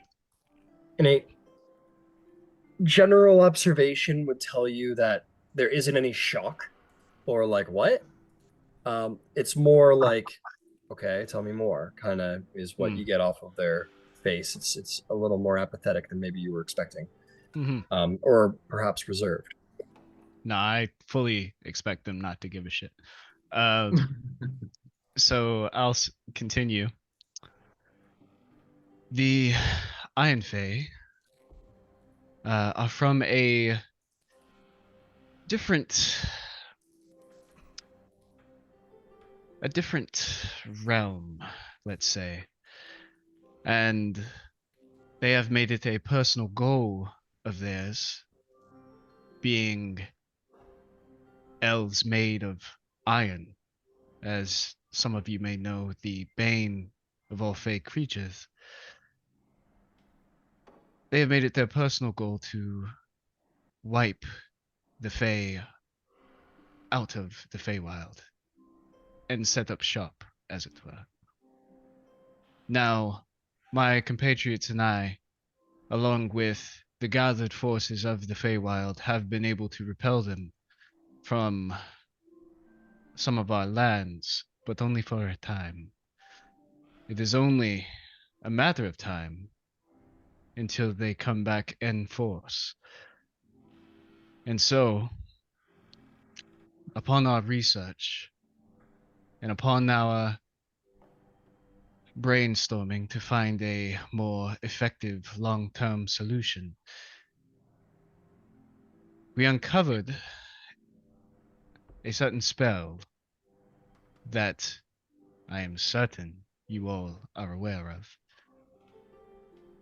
A spell that, well, brought Evermeet to this very location. And the spell was like Sundering or something. The Ritual of the First Sundering. Yeah. Yep. They all look amongst themselves, very quickly connecting the dots. And the High Marshal says, No, what? And the High Admiral sort of hops on and goes, You cannot be serious. Lady Sashala and Emma Sahar, Grand Mage Barathil, who has generally been on your side, just goes, she starts laughing because you're mad. You're insane. The other two elves, the other two ladies, sort of are more amused than like taking this seriously. They're like, they wish to recreate. We didn't come all this way for a joke. Indeed, we haven't. You see, great elves, we have come all this way to learn these teachings, these specific formulae, so that, well, we could stop it from causing a second sundering. Vivienne's going to step forward at this point.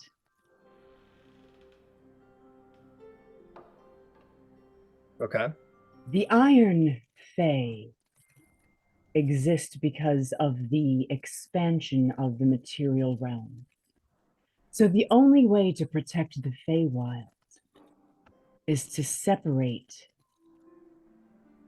their realm from ours completely. So no, this isn't a joke. We're here to save our realm.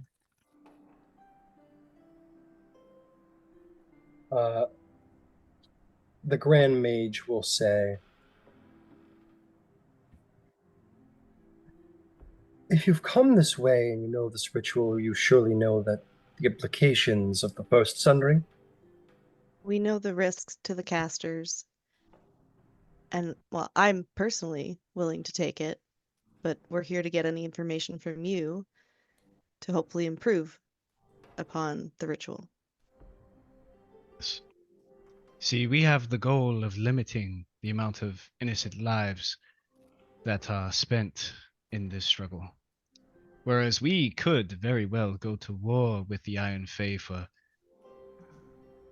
hundreds, thousands of years. This is a solution that will save many innocent Fae lives. Lady Selshara will say, you have good intentions. Of course. Oh, good. But I see that you're not fully equipped with the histories. You are aware of the Second Sundering. You know this was attempted again by people with good intentions. Do you know what happened in the Second Sundering? The world itself was ripped in half. This world was once known as Abir Teril. It's called Teril now for the realm. Well, the other world is now known as Abir, separated from this place. So it was tried again by people with good intentions, and this world was ripped in half, and is now what you see before you. So Did something go wrong? let me get this right.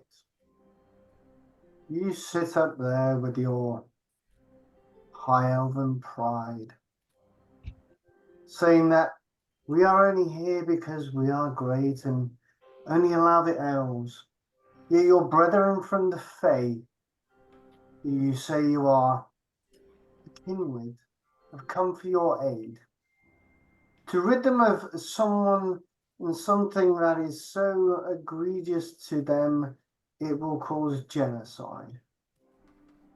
And you would rather see them go to war for thousands of years and die along with the rest of them, and you will not sit and help.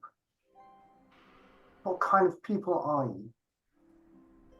The High Hell Marshal, yeah, guys are sticking it to him. The High Marshal, Kareth will lean forward, say, you must understand, we do not make decisions here in the High Council without the wisdom of hundreds of years behind us.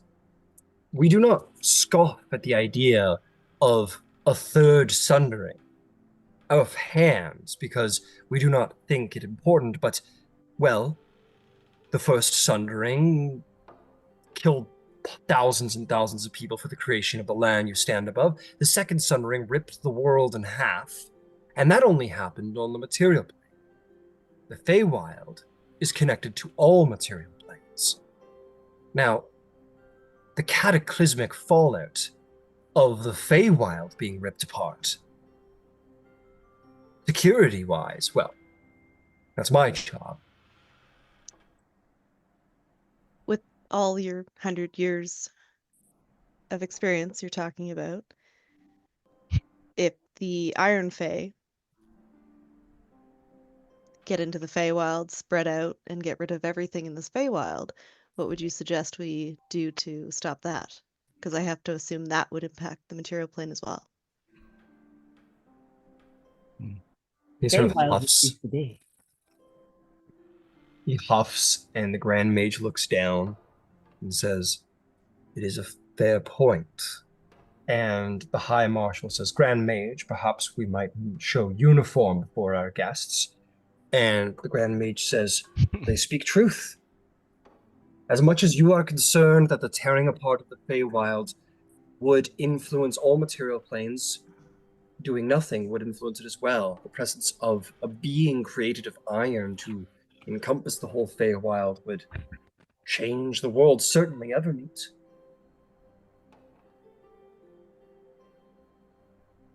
The lady Shara says, then something must be done, but the first sundering ritual, it's insanity. Lady Armasil says, explain to us. It is a dramatic solution you propose. Perhaps dramatic solutions are important in times of dire stress, but you must understand our viewpoint. Nothing good ever came from the Sundering rituals. We are open to other ideas, of course. Perhaps a magical wall that they can't get past. We just would like to mitigate all of the death and the Iron Fae actually taking over the Feywild. And launching an assault on their domain would be immensely costly in terms of Fey life. High Marshal says, also a fair point.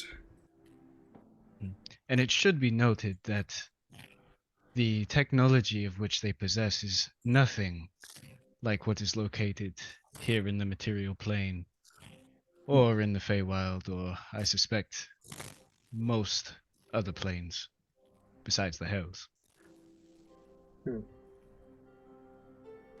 Lady Armasil says, then, so your plan, just so we understand, your plan was to come here, we would hand you the ritual of the first sundering, which indeed created our wondrous Evermeet, but sundered the geography of the world forever and killed hundreds of thousands of lives. We would of course give this to you, and you would take this to the Feywild and perform it, and hope nothing goes wrong. No. You see, you will find that a commonality between the first sundering, the second sundering, was that they did not have me there, first and foremost. Secondly, The Grand Mage is just like smiling ear to ear at you, just like your pride is amusing to her. And she'll kind of put her hands behind her back as she kind of looks up and paces. She goes, you can't even speak Elfish, and you're an elf. Oh, do not believe that I am not just as nothing.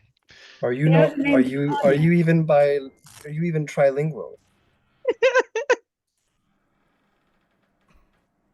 Does that word not make sense to you? Do you insult me? I think we're getting a little off topic here. Back to my point. I'm not slightly, but not entirely. You claim to have the intelligence, the arcane understanding, the expertise of magic, that you will go right where the greatest mages of the Crown Wars went wrong. The greatest elven mages of every nation came together. You will go right where they went wrong. Well, I think you will find that the pride of those elves from many millennia ago was to be their downfall. And while, yes, I may be prideful also, I do not share the same elven arrogance that has been shown in the past. You do not have the same.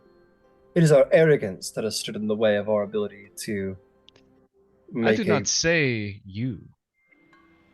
No, of course you're not. But you're saying you do not have their arrogance. You don't have their pride. No, I No? merely have this task and this duty to the people of the Feywild.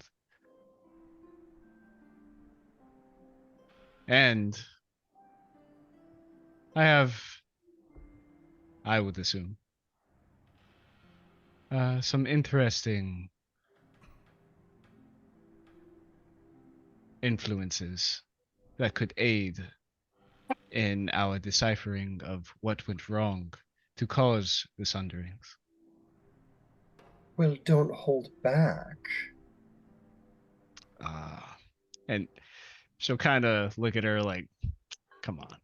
Like, She goes, you are asking us for the ritual of the First Sundering and claiming to be the most intelligent elf who ever lived in the last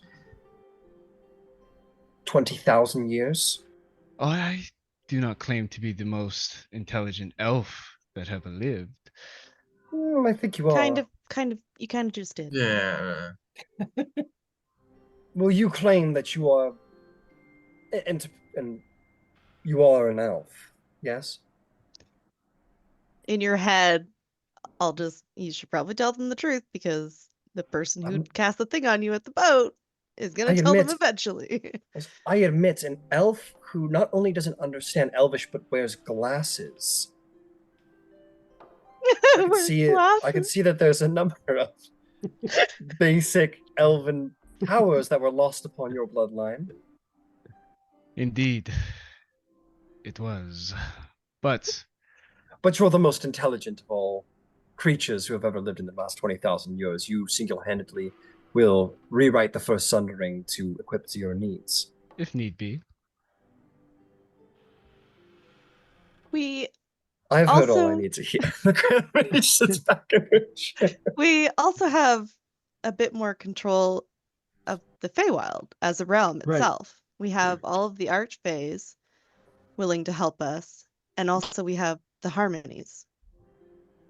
Lady Selshara says, "You have all the Arcfey?" And like at this point, they're kind of like they're like it's kind of getting funny to them again. They were like, "Okay, you're right, it's serious," but now they're like, I think Nithrael's. They're kind of like, and then you're like, "We have every Arcfey to help us," and they're like, "You have every Arcfey."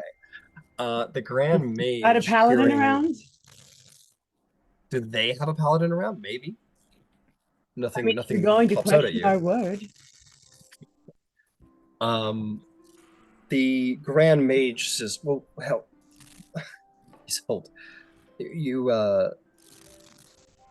She kind of like blinks a couple times and sort of looks through you all. Like you're well equipped and they're knowledgeable of that. But now they're starting to look through and they see a flaming sword, armor of ice, apparently not a ring of spring, a mantle of leaves. She goes, Snicker snack. well, Snicker Snack isn't a harmony. Still a powerful weapon, but not a harmony. She'll say, you have. She looks around at all you and goes, well, where's the fourth? We The left jewel. one back in the Feywild to keep an To eye on things. maintain control while you were gone. The other elves are sort of not fully comprehending what is being said here. Yeah. I think that Go what ahead. I think that what Tristan was trying to point out, and it seems that you've come, is that unlike in the material realm, and in the times when this ritual has been completed in the past, the Fey realm, as you know, works very differently. The same laws of physics don't apply, and we happen to have among the four of us. One, of course, not being here, the ability to bend the Feywild itself to our wills. We believe that this may give us somewhat of an advantage in keeping the ritual under control, keeping it from doing a cataclysmic amount of damage. They all sort of await the Grand Mage's speaking. She seems clearly more understanding in this as you all. And says, if indeed you possess the harmonies, and they do all appear to be authentic, even from here I can see it, then that does speak to your claims of the Archfey. I will have to ask about your experience later out of pure personal interest, but to stay on topic, if you have all of these resources on hand, and she'll like look away from you, Trixie, to Nithroil, and back at you, be like, truly, this is who the Feywild has sent to be the great arbiter of arcane power for your Feywild. Nithroel will be working closely with Zybilna. Zybilna is back in the Feywild and doing a bit more work on how to make sure this ritual works the way we want it to within the Fey realm. Looks back to Nithroil and says, so you're the scribe of the knowledge then. You are the one who would take the power to the Feywild. You would take the ritual to the Feywild. Indeed, I would. But you do not mean to conduct it yourself.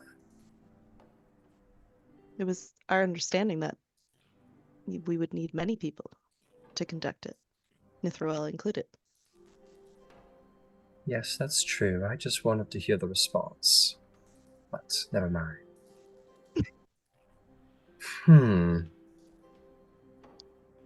They all look amongst themselves, and the Grand Mage says, I will make you a deal. I'm not saying that this will be the deciding factor. We're not nearly so cavalier here in Evermeet. But if you mean to prove yourselves worthy of this knowledge, I would suggest a test. A test of brilliance to see the caliber of mage you truly claim to be. Oh. If you can achieve this, we will consider granting you the insights you require. I find that most agreeable.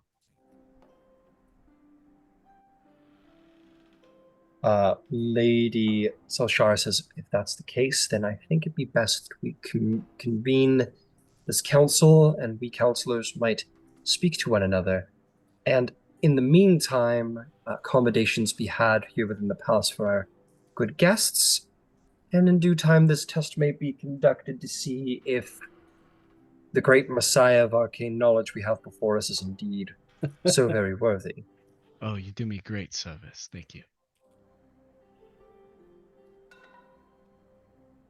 And with that, we will both adjourn this meeting with counselors and the session itself.